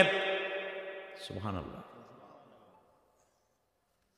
এরপর আল্লাহ রাব্বুল আলামিন আবার বলছেন ভিডিওর ফেরেশতার কথা, ফামান ইয়ামাল মিসকালা যাররাতিন খায়রান ইয়ারা ওয়া মান ইয়ামাল মিসকালা যাররাতিন শাররান ইয়ারা। কেউ যদি অনুপরমাণু একটা সর্ষে দানাকে, সর্ষে দানাটা কত বড়, এইটাকে যদি 70টা ভাগ করা হয় কত বড় হবে? ওই 70 ভাগের 1 ভাগ পরিমাণও যদি তুমি গুনাহ করো তাও কিয়ামতের দিন দেখানো হবে। আর যদি ওই পরিমাণ নেক করো তাও তুমি দেখতে পাবে। সুবহানাল্লাহ বলেন। এর মানে আমার আপনার আমল দেখানোর জন্য আল্লাহ পিছনে গোপন ক্যামেরায় গোপন ভিডিও করার জন্য গোপন ফেরেশতা নিয়োজিত করে রেখেছেন। আপনি কই যান, দিনের আলোয় রাতের আধারে আপনি যা কিছু করছেন সব ভিডিও করার জন্য আল্লাহ ফেরেশতা নিয়োজিত রেখেছেন। এই যে ক্যামেরাগুলো দাঁড়ানো, আমি যদি মরেও যাই 50 বছর পরে এই ভিডিও চালু করলে সব দেখা যাবে না? তা আল্লাহ তাআলা এই মানুষ বানাইছেন, সেই মানুষেরা যদি এইরকম ভিডিও বানাতে পারে, সেই আল্লাহ কোরআনে বলেছেন অবশ্যই আল্লাহ তাআলা মানুষের জন্য ওই ভিডিও করার ব্যবস্থা রেখেছেন। ঠিক না? অতএব গোপনে প্রকাশ্যে ভয় করব কাকে? এবারে খেয়াল করুন, আল্লাহ রাব্বুল আলামিন বললেন এবার অডিও ফেরেশতার কথা নেও। সেটা হচ্ছে এই যে মা ইয়ালফিজু মিন কাউলিন ইল্লা লাদাইহি রাকীবুন আতীদ। সংসদে দাঁড়াইয়া মিথ্যা বলো, শপথ অনুষ্ঠানে মিথ্যা বলো, সাংবাদিকদের সামনে মিথ্যা বলো, কিংবা টক শোতে মিথ্যা বলো, অথবা রায় হইছে একটা মিথ্যা বলছো, আর একটা লিখছো উল্টাপাল্টা, যা কিছু করো না কেন সব কিছু রেকর্ড করে রাখার জন্য অডিও ফেরেশতা তোমার পিছনে আমি নিয়োজিত করে রেখেছি। সুবহানাল্লাহ। তুমি যা কিছু বলো না কেন সব রেকর্ডেড। সুবহানাল্লাহ। আল্লাহ রাব্বুল আলামিন এবার আবার বলছেন, শোনা, ইয়াউমা তাশহাদু আলাইহিম আলসিনাতুহুম ওয়া আইদিহিম ওয়া আরজুলুহুম বিমা কানু ইয়ামালুন। সূরা নূরের 24 নম্বর আয়াতে আল্লাহ রাব্বুল আলামিন বলেন, কিয়ামতের দিন তার কণ্ঠ তার বিরুদ্ধে সাক্ষ্য দিবে। তার কারণ এই নারী কিংবা এই পুরুষ, এই মহিলা কিংবা এই পুরুষ, অথবা এই নেতা কিংবা নেত্রী শুরু করতো মিথ্যা দিয়া, শেষও করতো মিথ্যা দিয়া। সেই দিন কণ্ঠ বলবে, আল্লাহ তুমি আমারে বানাইয়ে দিছো, ওর অনুগত থাকতে খাদেম বানাইছো, কিন্তু ও যে এত মিথ্যা বলছে, আমি চাইছিলাম শেষ হয়ে যায়, কিন্তু তুমি হুকুম করেছো, এই জন্য আমি চালাইয়া দিয়েছি, কিন্তু ও মিথ্যা ছাড়া কিচ্ছু বলে না। ওয়াইলুল লিল মুকাজ্জিবিন। আল্লাহ বলছেন এই মিথ্যাবাদীর উপরে আমার লানত। ওয়াজুলুদুহুম বিমা কানু ইয়ামালুন। সেই দিন সাক্ষ্য দেবে তাদের কান। কান কি করবে? কথা বলেন না কেন? কান সাক্ষ্য দেবে, চোখ সাক্ষ্য দিবে এবং চামড়া সাক্ষ্য দিবে। বলেন তো এখানে কি কি বলা হয়েছে? কান, চোখ এবং চামড়া। চামড়া রাইখা তো কমপক্ষে জাল জালিয়াতি করতে পারে নাই, চোখ রাইখা তো জাল জালিয়াতি করতে পারে নাই, কান রেখে তো জাল জালিয়াতি করতে পারে নাই। প্রত্যেকটা অঙ্গ কিয়ামতের দিন আপনার বিপরীতে চলে যাচ্ছে, আপনার জিহ্বা আপনার বিপরীতে চলে যাচ্ছে, মাটি আপনার বিপরীতে চলে যাচ্ছে। এরপর আল্লাহ তাআলা আবার বলছেন, কিরামান কাতিবিনা ইয়ালামুনা মা তাফআলুন। সম্মানিত লেখক বৃন্দ আছে যারা সব কিছু পাই টু পাই করে লিখে রাখতেছে। সুবহানাল্লাহ। আপনি চিন্তা করতে পারেন কতগুলো গোয়েন্দা ডিপার্টমেন্ট আপনার আমার পেছনে আল্লাহ তাআলা সেট করে রেখেছেন। এরপর আল্লাহ রাব্বুল আলামিন বলেছেন, শোনো, এর বাইরেও কিছু সাক্ষী আমি আল্লাহ তাআলা দুনিয়ায় রেখে দেই বিপদগ্রস্ত মানুষকে উদ্ধার করার জন্য। সুবহানাল্লাহ। যে সাক্ষ্য দেওয়ার কথা নয় সে সাক্ষ্য দিয়া ন্যায়কে বুঝাইয়া দেয়। যেমন ইউসুফ আলাইহিস সালামের বিরুদ্ধে মহিলা অভিযোগ করছিল, ঠিক কিনা বলেন? আপনারা জানেন সেই কাহিনী। মহিলা অভিযোগ করলো, ধর্ষণ মামলা করলো। মহিলা বলল যে ইউসুফ আমাকে ধর্ষণ করতে চেয়েছে। হযরতে ইউসুফ আলাইহিস সালাম বললেন, আমি তাহলে তোমাদের এই পরিবারের মধ্যে, এই বিল্ডিং এর মধ্যে 3 দিন থেকে 7 দিন বয়স হবে এইরকম একটা শিশুকে আমি সাক্ষী মানি। সুবহানাল্লাহ। বলেন। ইউসুফ আলাইহিস সালামের পক্ষে কিংবা বিপক্ষে কিছুই বললেন না। শুধুমাত্র এই ছোট্ট শিশুটা বয়স কত বছর বলছি? 7 দিন। 7 দিনের বাচ্চা কথা বলতে পারে না, কিন্তু কথা বলান কে? আল্লাহ। শিশুটা বলল, ওয়া ইনকানা কামিসুহু কুদ্দা মিন কুবুলিন ফাসাদাকাত ওয়া হুয়া মিনাল কাযিবিন। যদি জামা সামনের দিক থেকে ছেঁড়া থাকে ইউসুফের জামা, তাহলে ইউসুফ দোষী, মহিলা নির্দোষ। তার কারণ ইউসুফ মহিলার উপরে হামলা করতেছে আর মহিলা তা প্রতিরোধ করতে চেয়েছে। এই কারণে জামার সামনের অংশের বোতাম ছিঁড়ে গেছে, অথবা তার জামার সুতাগুলো এলোমেলো হয়ে গেছে। তাহলে এখানে দোষী হবে কে? ইউসুফ। মহিলা হবে নির্দোষ। ওয়া ইনকানা কামিসুহু কুদ্দা মিন দুবুরিন ফাকাদাবাত ওয়া হুয়া মিনাস সাদিকিন। আর যদি জামা পেছন দিক থেকে ছেঁড়া থাকে তাহলে ইউসুফ নির্দোষ, মহিলা দোষী। ইউসুফ গুনাহ থেকে এই মহিলার প্রস্তাবে রাজি না হইয়া দৌড়ায়, আর মহিলা পেছন দিক থেকে জামা টেনে ধরছিল, এই কারণে জামা ছিঁড়ে গেছে।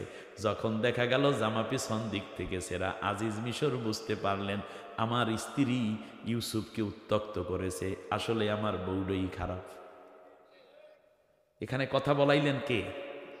কতদিনের শিশু? আজও কি আল্লাহ কথা বলেন না?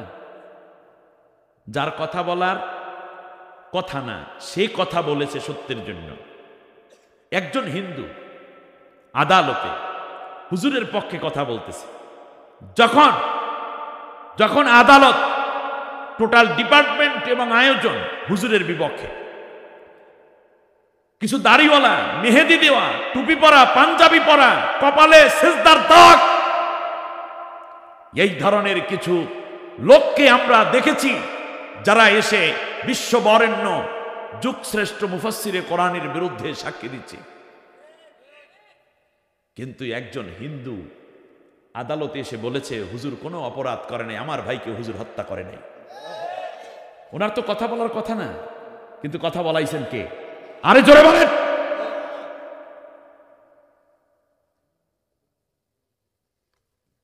যার কথা বলার কথা নয় তাকে দিয়েও কথা বলান, এটাও এক প্রকার সাক্ষী। তা প্রত্যেক মানুষের আছে কিয়ামতের দিন সাক্ষ্য দিবে, দুনিয়ায় সাক্ষী আছে। আল্লাহ রাব্বুল আলামিনের পর বলছেন, শোনো আরো এক প্রকার সাক্ষী আছে, যেই সাক্ষীগুলা বাস্তবতাকে উপলব্ধি করে সাক্ষ্য দেয়। ইহুদির সাথে রাসূল সাল্লাল্লাহু আলাইহি ওয়াসাল্লামের রাস্তার মধ্যে ঝগড়া হচ্ছে, সুবহানাল্লাহ।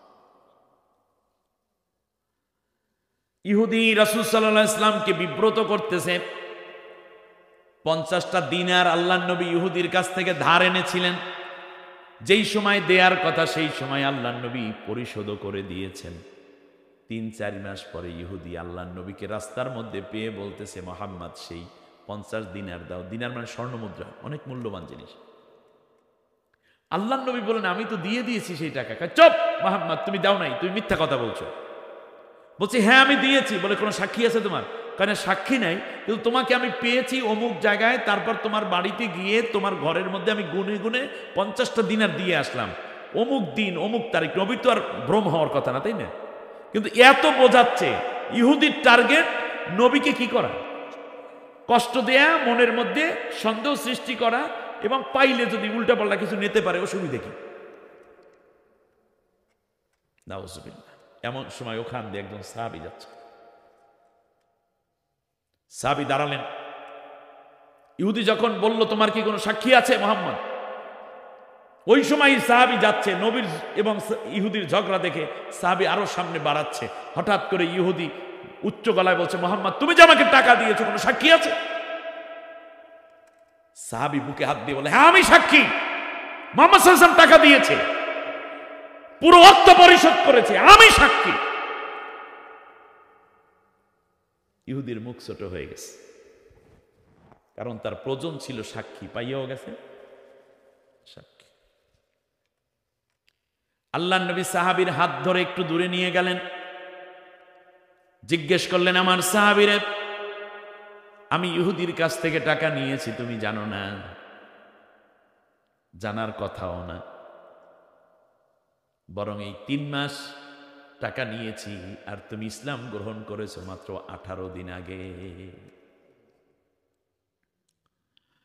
আমি টাকা নিয়েছি তুমি জানো না? আমি টাকা দিয়ে দিয়েছি তাও তুমি জানো না? কিন্তু বুকে হাত দিয়ে খুব কনফিডেন্টলি আওয়াজ করে কেমনে বললা তুমি সাক্ষী দিয়েছো, তুমি উপস্থিত ছিলা, তুমি ঠিক বলেছ।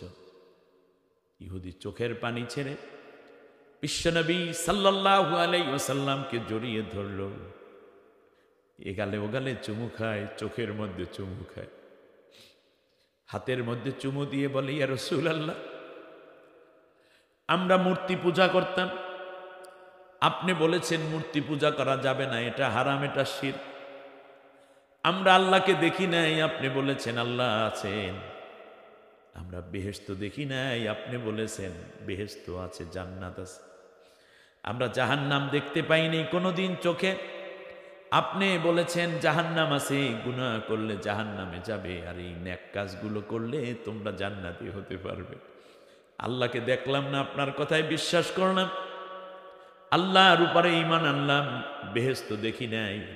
ওই বেহেশতে যাওয়ার জন্য বাপ দাদার ধর্ম ত্যাগ করে আপনার হাতে কালেমা পড়লাম। আমরা জাহান্নাম দেখি নাই, অথচ আপনার কথায় জাহান্নাম থেকে বাঁচার জন্য, শাস্তি থেকে বাঁচার জন্য ইবাদত বন্দিগি শুরু করে দিলাম। আর এই কয়টা টাকা মাত্র আপনি বলছেন দিয়েছি, আর ইহুদি বলে দেই নেই। এইটা বিশ্বাস করা কি কোনো ব্যাপার হইল? এই জন্য আমি কনফিডেন্ট আপনি কোনো মিথ্যে বলেন নাই, আপনি যা বলছেন সব সত্য। সুবহানাল্লাহ। আমার ভাইরা, এ হচ্ছে বাস্তবতা, এ হচ্ছে এক ধরনের সাক্ষী যা তার চিরাচরিত সত্য এবং বিশ্বাস থেকে মানব হৃদয়ে আসে এবং সে মুখ দিয়ে প্রকাশ করে দেয়। এরপরে আরো সাক্ষ্য আছে। একটা টপিক দিয়েছেন, 3 দিন তাফসীর মাহফিল হইলে এর উপরে কথা বলা যায়, কারণ একটা আলোচনার ধারাবাহিকতা থাকা দরকার। আপনারা কি কষ্ট হচ্ছে আপনাদের? যাদের কষ্ট হয় না তারা উচ্চ আওয়াজে আকাশ বাতাস মুখরিত করবেন। আপনাদের কোনো কষ্ট হচ্ছে? আলহামদুলিল্লাহ। কিয়ামতের দিন সাক্ষ্য দিবেন নবীগণ, উম্মতের জন্য সাক্ষ্য দিবে। সুবহানাল্লাহ। ওয়া ইয়াকুনার রাসূলু আলাইকুম শাহিদা। সুবহানাল্লাহ বলেন। তোমাদের জন্য সাক্ষ্য হবে রাসূল। সুবহানাল্লাহ।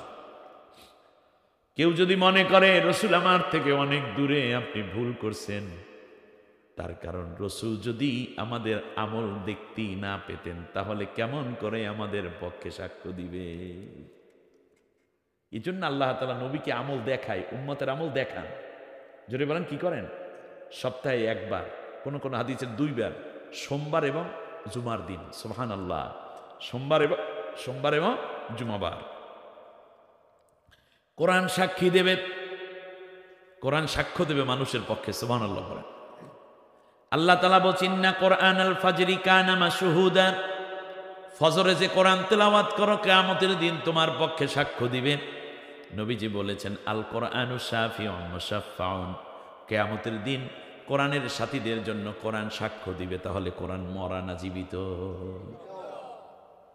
কোরআনের পক্ষে যারা, তাদের পক্ষে কোরআন সাক্ষ্য দিবে। আল কোরআনু হুজ্জাতুল লাকা আও আলাইক। তোমার কোরআন পক্ষে কিংবা বিপক্ষে দলিল। তাহলে কোরআনের পক্ষে যারা, তারা পাবে কোরআনকে পক্ষে সাক্ষ্য দেওয়ার জন্য। আর কোরআনের কথা বলার অপরাধে যারা কোরআনের সাথীদেরকে মিথ্যা মামলা দিচ্ছ, কোরআনের দলকে ব্যান্ড করছো, কোরআনের কর্মীদেরকে নির্যাতন করে শেষ করে দিচ্ছে, কোরআন তাদের বিরুদ্ধে দাঁড়াবে। তার কারণ কোরআনের কথা না বললে এই লোকদের জেলেও যাওয়া লাগতো না, ফাঁসিও হতো না, নির্যাতনও হতো না, রিমান্ডও খাওয়া লাগতো না, জেলেও যাওয়া লাগতো না। ঠিক কিনা বলেন? সুতরাং কোরআনের জন্য যারা নির্যাতিত, হতাশ হয় না। এই কোরআন তোমার বন্ধু হয়ে গেছে। মান জালাহু আমামাহু কাদাউ ইলাল জান্নাহ। তোমাকে সামনে রেখে রেখে, কোরআন সামনে থেকে দিয়ে তোমাকে জান্নাতে না পৌঁছানো পর্যন্ত কোরআন তোমার থেকে আলাদা হয়ে যাবে না।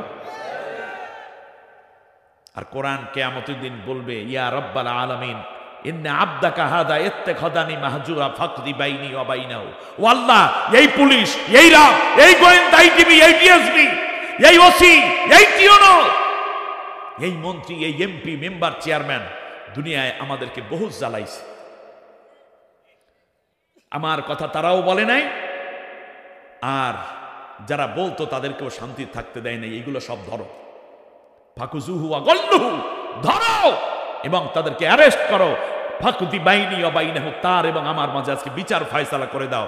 তুমি দিয়েছো কণ্ঠ, তুমি দিয়েছো খাবার, তুমি দিয়েছো হৃদয়, তুমি দিয়েছো ফুসফুস, তুমি দিয়েছো অক্সিজেন, তুমি দিয়েছো চোখ, তুমি দিয়েছো কান, তুমি দিয়েছো দাঁত, তুমি দিয়েছো জিহ্বা, তুমি দিয়েছো রক্ত, তুমি দিয়েছিলে হাড্ডি, ব্লাড ভাল্ব, কিডনি কিংবা লিভার অথবা পাকস্থলী। আল্লাহ সব দিয়েছো তুমি।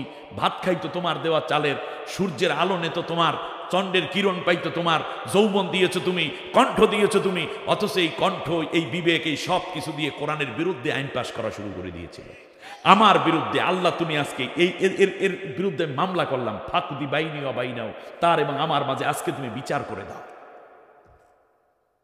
আল্লাহ তাআলা বললেন, বিচারের রায় হবে এই যে, ওয়াল্লাযীনা কাফারু ওয়া কাযযাবু বিআয়াতিনা উলাইকা আসহাবুন নারি হুম ফিহা খালিদুন। অনন্তকাল ওরা জাহান্নামে থাকবে। যেহেতু কোরআন মামলা করেছে, আর কোনো রায় নাই, এটা চূড়ান্ত রায় হচ্ছে ওরা জাহান্নামী, কোনো দিন আর জান্নাতে আসতে পারবে না। কমপক্ষে কোরআনের সাথে, কোরআনের কর্মীদের সাথে বেয়াদবি করবেন না, কমপক্ষে মিথ্যা মামলা গ্রহণ করবেন না। রিমান্ডের নামে অত্যাচার করবেন না, মিথ্যা রায় দিয়ে তাদেরকে ঘর বাড়ি ছাড়া করে দেশ থেকে চলে যেতে বাধ্য করবেন না। এমনকি যদি আপনি জানেন ইলেকট্রিক কোরআনের কর্মী, তাহলে তাকে আপনি ভালোবাসুন, যারা বিরোধিতা করে তাদেরকে বরং আপনি বাদ দিন, তাহলে মনে রাখবেন আপনার নসিব খুলে যাবে, কারণ কোরআন তাহলে কমপক্ষে আপনার পক্ষে কিয়ামতের দিন কথা বলবে। এবং নবীও মামলা করবে, অকাল রসুল ইয়া রব্বি ইন্না কওমি ইত্তাখাযু হাদাল কোরআনা মাহজুরা, সূরা ফুরকানের 30 নম্বর আয়াত। আল্লাহ বলছেন নবীও মামলা করবে যে আল্লাহ তাআলা আমার নামধারী উম্মত যে দুনিয়া কোরআন পড়ে নাই, বাকি সব করছে, কোরআন মানে নাই, বাকি সব মেনেছে, কোরআন জানে নাই, সব জেনেছে, এর বিরুদ্ধে মামলা করলাম। কোরআন সুপারিশ করবে, রমজান সুপারিশ করবে, সুবহানাল্লাহ। ওয়ায়াকুলুর রমজান, সিয়াম বলবে, ওয়ায়াকুলুস সিয়াম, সিয়াম বলবে মানাতুহু মিনান নাওমি, মানাতুহু মিনাত তাআমি ওয়াস শারাবে। আল্লাহ তাআলা তোমার বান্দাকে আমি খানা পিনা এবং খানা পানীয় পান করা, খানা এবং মুতাজাউইজ স্ত্রীর সহবাস থেকে বিরত রেখেছিলাম, সুতরাং আমি তার পক্ষে সুপারিশ করছি, তুমি কবুল করো। আলেমগণ সুপারিশ করবেন, শহীদগণ সুপারিশ করবেন, সুবহানাল্লাহ বলেন। আলেমরা কিয়ামতের দিন কি করবে? সুপারিশ করবে। নবীজি বলেছেন, উসমান রাদিয়াল্লাহু তাআলা আনহু থেকে বর্ণিত হাদিস, ইয়াশফাউ ইয়াউমাল কিয়ামাতি সালাসা, আল আম্বিয়া সুম্মা আল উলামা সুম্মা শুহাদা। নবীগণ সুপারিশ করবে, আলেমগণ সুপারিশ করবে এবং শহীদগণ সুপারিশ করবে। বলুন আলহামদুলিল্লাহ। নবী সুপারিশ করবে, আলেমরা সুপারিশ করবে। আলেমকে আপনি মিথ্যা মামলা দিয়া জনমের মতো পিটান, আলেমদের কোমরের মধ্যে ডাকাইতের রশি পরান, হাতের মধ্যে হাত করা লাগাইয়া পায়ের মধ্যে শিকল পরাই আদালতে আনেন, আর এই আলেমরা সুপারিশ করবে নাকি? অতএব আলেমদেরকে সাথে রাখুন, ভালোবাসুন, আলেমরা সুপারিশ করার অনুমতি পাবে, শহীদগণ সুপারিশ করবে। আমার ভাইরা, এবারে আমরা আসি ন্যায় বিচারের কথায়। আবার সেই ন্যায় বিচার, এখন বিচারের এই পর্যন্ত যা আসলো তা হচ্ছে ন্যায় বিচার। প্রথমে আসি, ন্যায় বিচার যদি আমরা পেতে চাই তাহলে ন্যায় বিচার হবে কোন, কার আলোকে, কি দেখে বিচার করলে ন্যায় বিচার হবে? কোরআন দেখে বিচার করলে, ঠিক আছে কিনা? এক। দ্বিতীয় হচ্ছে, বিচারের জন্য দরকার ছিল সাক্ষী, ঠিক কিনা বলেন? সাক্ষী কোনো ফাসেক সাক্ষী কি সাক্ষ্য গ্রহণ করা হবে? হবে না। তৃতীয়বারে আসছে হাকিম, বিচারক। তাই বিচারক পাইলাম কয় প্রকারের? 4 প্রকারের। এই 4 প্রকারের মধ্যে বিচারক 2 প্রকার জান্নাতি আর 2 প্রকার পেয়েছি জাহান্নামী। এবার রাসূল সাল্লাল্লাহু আলাইহি ওয়াসাল্লামের জীবনে এই বিচারের প্রভাবটা কি রকম, এবারে আমরা একটা উদাহরণ শুধু দেব। নবী সাল্লাল্লাহু আলাইহি ওয়াসাল্লাম, রাসূল সাল্লাল্লাহু আলাইহি ওয়াসাল্লাম একটা চোরের বিচার করার জন্য একটা মামলা পাইলেন। শুনতেছেন আপনারা? সেখানে যেই মহিলাকে চুরি করার অভিযোগে সাক্ষ্য প্রমাণের ভিত্তিতে অভিযুক্ত করা হয়েছে, সে হল এক সম্ভ্রান্ত নারী। কি নারী? সম্ভ্রান্ত পরিবারের নারী। তার নামও ছিল ফাতেমা। নাম কি? ফাতেমা। আল্লাহ রসুল সাল্লাল্লাহু আলাইহি ওয়াসাল্লাম বললেন, আস-সারিকু ওয়াস-সারিকাতু ফাকতাউ আইদিয়াহুমা, চোর এবং চুন্নির কি করো? হাত কেটে দাও। ব্যাস। নবী সাল্লাল্লাহু আলাইহি ওয়াসাল্লাম নিজে রায় দেন নাই, রায় দিয়েছেন কে? ওই মানুষটারে বানাইছে কে? যে চুরি করছে তার হাত বানাইছে কে? তার আল্লাহ বলছেন হাত কাটতে, নবীর কাটতে কোনো অসুবিধা আছে? আল্লাহ তাআলা বলছেন যুদ্ধের ময়দানে কাফেরদেরকে হত্যা করতে, নবীর কোনো অসুবিধা আছে? নাই। আল্লাহ তাআলা বলছেন হিজরত করতে, আল্লাহ নবী হিজরত করছেন। বাপবাটির বিটা আছে না নাই, ওই দিকে খেয়াল নাই নবীর। নবীর কোনো অসুবিধা আছে? তাই মোমেনের জীবনটা এইরকমই, আল্লাহ যেটা করতে বলেছেন ওটা করে ফেলবে, ভালো লাগুক আর না লাগুক। সোজা কথা। ব্যাস, আনা হলো। কিন্তু আগামীকালকে হাত কাটবে, এমন সময় সাহাবীরা চিন্তা করলেন এ তো অনেক সম্ভ্রান্ত, তার ছেলে মেয়ে আছে, তার জামাই, তার শ্বশুর শাশুড়ি, এরা সব সম্ভ্রান্ত, অতএব কোনো রকম বাঁচান যায় কিনা। এই জন্য হযরতে উসামা ইবনে জায়েদ, নবীর খুব আদরের নাতির মতো, তাকে পাঠানো হলো, তোমার কথা নবী রাখবে। তো উসামা ইবনে জায়েদ চলে গেলেন, গিয়ে বলতেছে, ইয়া রাসূলুল্লাহ, এই বিচারটা শুধুমাত্র এই একটা বিচার একটু নরমাল করা যায় কিনা, তার আঙ্গুল একটা কেটে ফেলেন, অথবা তার কাছ থেকে আপনি 1,00,000 রুপি বা 1,00,000 দিনার জরিমানা করেন। এখন মনে করেন ভাই শুনতেছে বইনের হাত কাটা যাবে, স্বামী শুনতেছে স্ত্রীর হাত কাটা যাবে, জামাই শুনতেছে শাশুড়ির হাত কাটা যাবে, মেয়ে শুনতেছে মায়ের হাত কাটা যাবে। সবাই বলল প্রয়োজনে আমরা সবাই মিলে লাখ দিনার জরিমানা দেবো, কিন্তু হাত কাটাটা বন্ধ করো। আল্লাহ নবী সাল্লাল্লাহু আলাইহি ওয়াসাল্লাম যেই ছেলেটাকে এত আদর করতেন, আল্লাহ নবী সাল্লাল্লাহু আলাইহি ওয়াসাল্লাম চোখ দুইটা লাল হয়ে গেল, নবীজি চেহারা লাল হয়ে গেল, চেহারা মোবারক লাল হয়ে গেল। নবীজি সাল্লাল্লাহু আলাইহি ওয়াসাল্লাম চলে গেলেন মসজিদে নববীর ভেতরে, গিয়ে দেখলেন সাহাবীরা আছে, কারণ উসামাকে পাঠানো হয়েছে সাহাবীদের পরামর্শে। তা সাহাবীরাও চাচ্ছেন কি তার হাতটা কাটা না যাক। খেয়াল করেছেন কিনা? এর মধ্যে আবু বকর ওমরও আছে, উসমান আলীও আছে। কিন্তু ন্যায় বিচার প্রতিষ্ঠিত না থাকলে একটি রাষ্ট্র থাকে না, জনগণের অধিকার থাকে না। আল্লাহ তাআলা বলছেন যে তারা গরিব হোক কিংবা ধনী হোক, ন্যায় বিচার পাওয়ার অধিকার তার আছেই আছে। সুতরাং আমি আল্লাহ তাআলা দুইজনারই অভিভাবক, ঠিক কিনা বলেন? ধনীরও আল্লাহ যিনি, গরিবেরও আল্লাহ তিনি। আল্লাহর নবী খুতবা দিলেন এবং বললেন, আল্লাহর আইন বাস্তবায়নের ক্ষেত্রে তোমরা নাকি দ্বিমত পোষণ করতেছ। আমি মুহাম্মদুর রাসূলুল্লাহ সাল্লাল্লাহু আলাইহি ওয়াসাল্লাম আল্লাহর কসম করে বলি, আজকে যে এই অপরাধটাই এই সম্ভ্রান্ত ফাতেমা করেছে, এটা যদি আমার কন্যা ফাতেমাও করত, তাহলে আল্লাহর কসম করে বলি আমি নিজ হাতে ধরে তার হাতটা কেটে ফেলতাম, কেউ রক্ষা করতে পারত না। আদল, ন্যায় বিচার।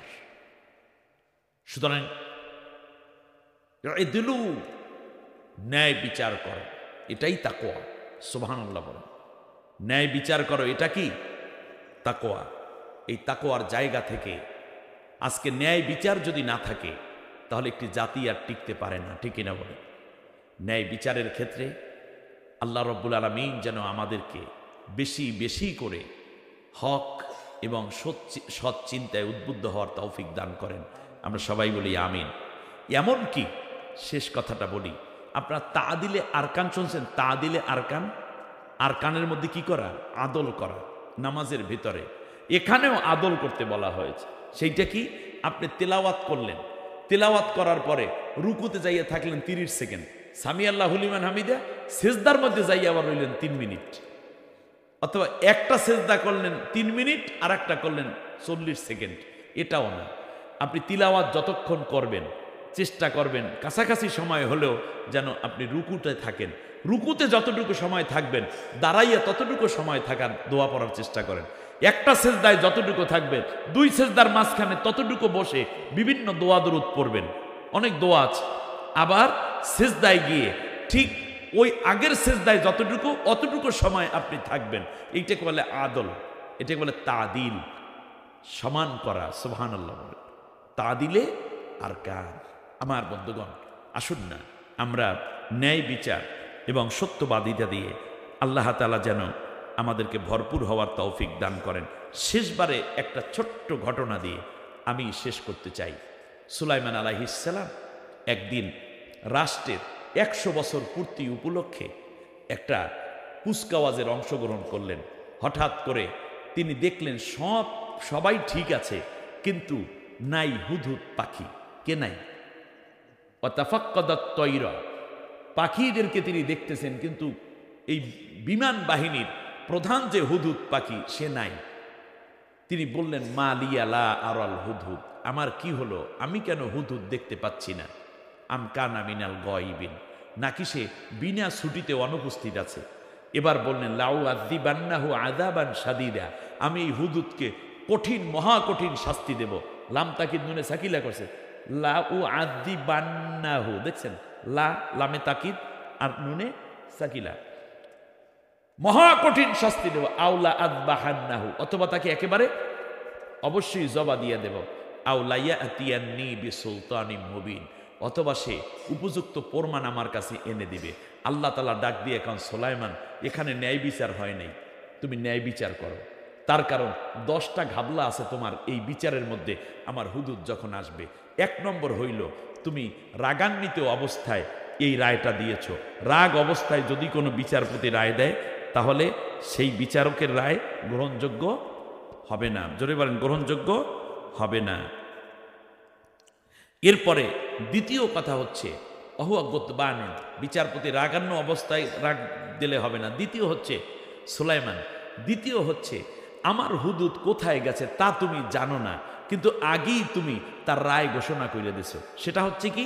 তা হচ্ছে লাউ আদ্দি বান্নাহু, আমি অবশ্যই তাকে শাস্তি দেব।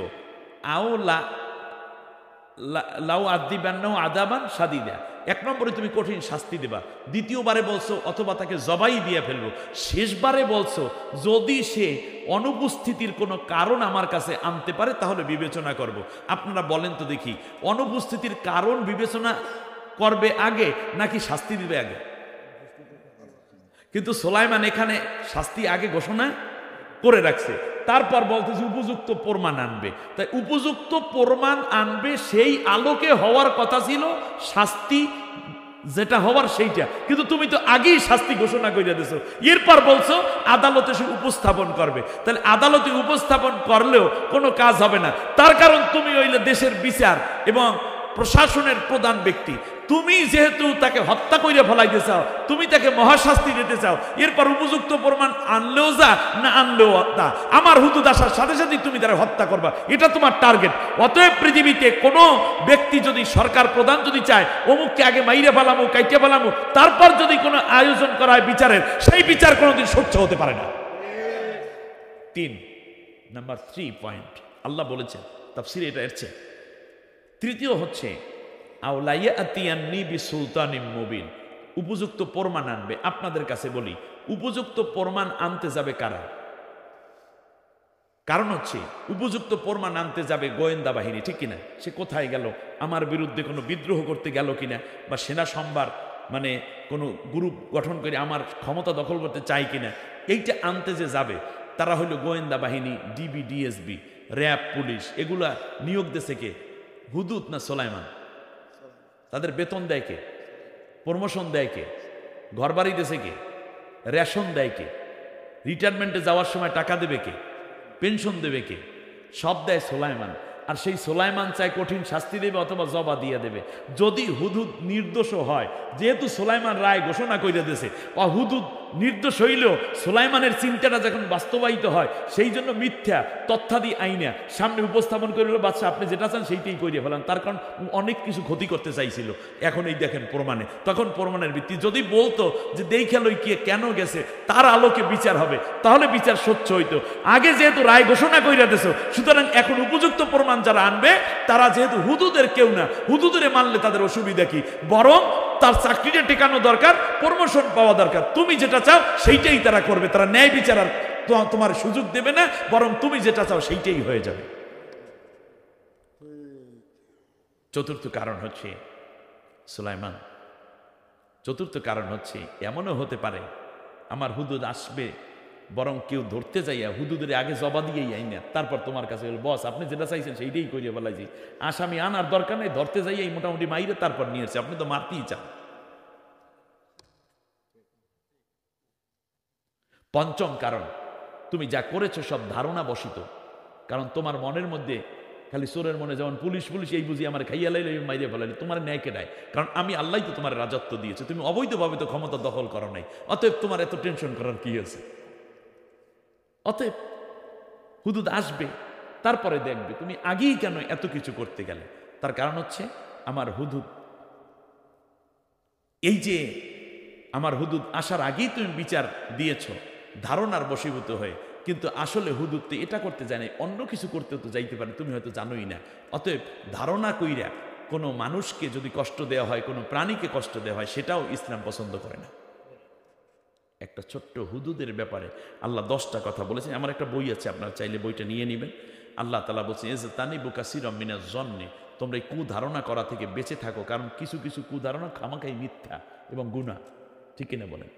হইলে হইতে পারে, না হইলে এরকম হলো কেন, হলো কেনই তা যদি না কইরা থাকে, না কইরা থাকলে কেন বলবে? বললই যেহেতু কিছু না কিছু একটা আছে। এই রকম বক্কর চক্কর কথা দিয়ে কোনোদিন মানুষের উপর বা কোনো প্রাণীর উপর বিচার চলে না। আল্লাহ তাআলা থামাই দেয়। একটা হুদুদের জন্য যদি আল্লাহর এত মায়া থাকে, তাহলে কোরআনের দায়িত্ব যারা পালন করে, কোরআনের কথা যারা বলে, কোরআনের তাফসীর যারা করে, এবং দীর্ঘ 50 বছর পর্যন্ত যেই কোরআনের পাখিটি কথা বললো, তার জন্য আল্লাহর মায়া নেই? সময় এবং সুযোগ আল্লাহ অবশ্যই দিবেন, সত্য বেরিয়ে আসবে নিঃসন্দেহে ইনশা আল্লাহুল আজিজ। ন্যায় বিচার জীবনের প্রত্যেকটা জায়গায়, যে অন্যায় বিচার করবে সে জাহান্নামী, নাউজুবিল্লাহ বলেন। আল্লাহ আমাদের সবাইকে হক পথে চলার তৌফিক দিন। নামাজের সূরাতে বসে একবার আলহামদু, 3 বার কুল হুয়াল্লাহু।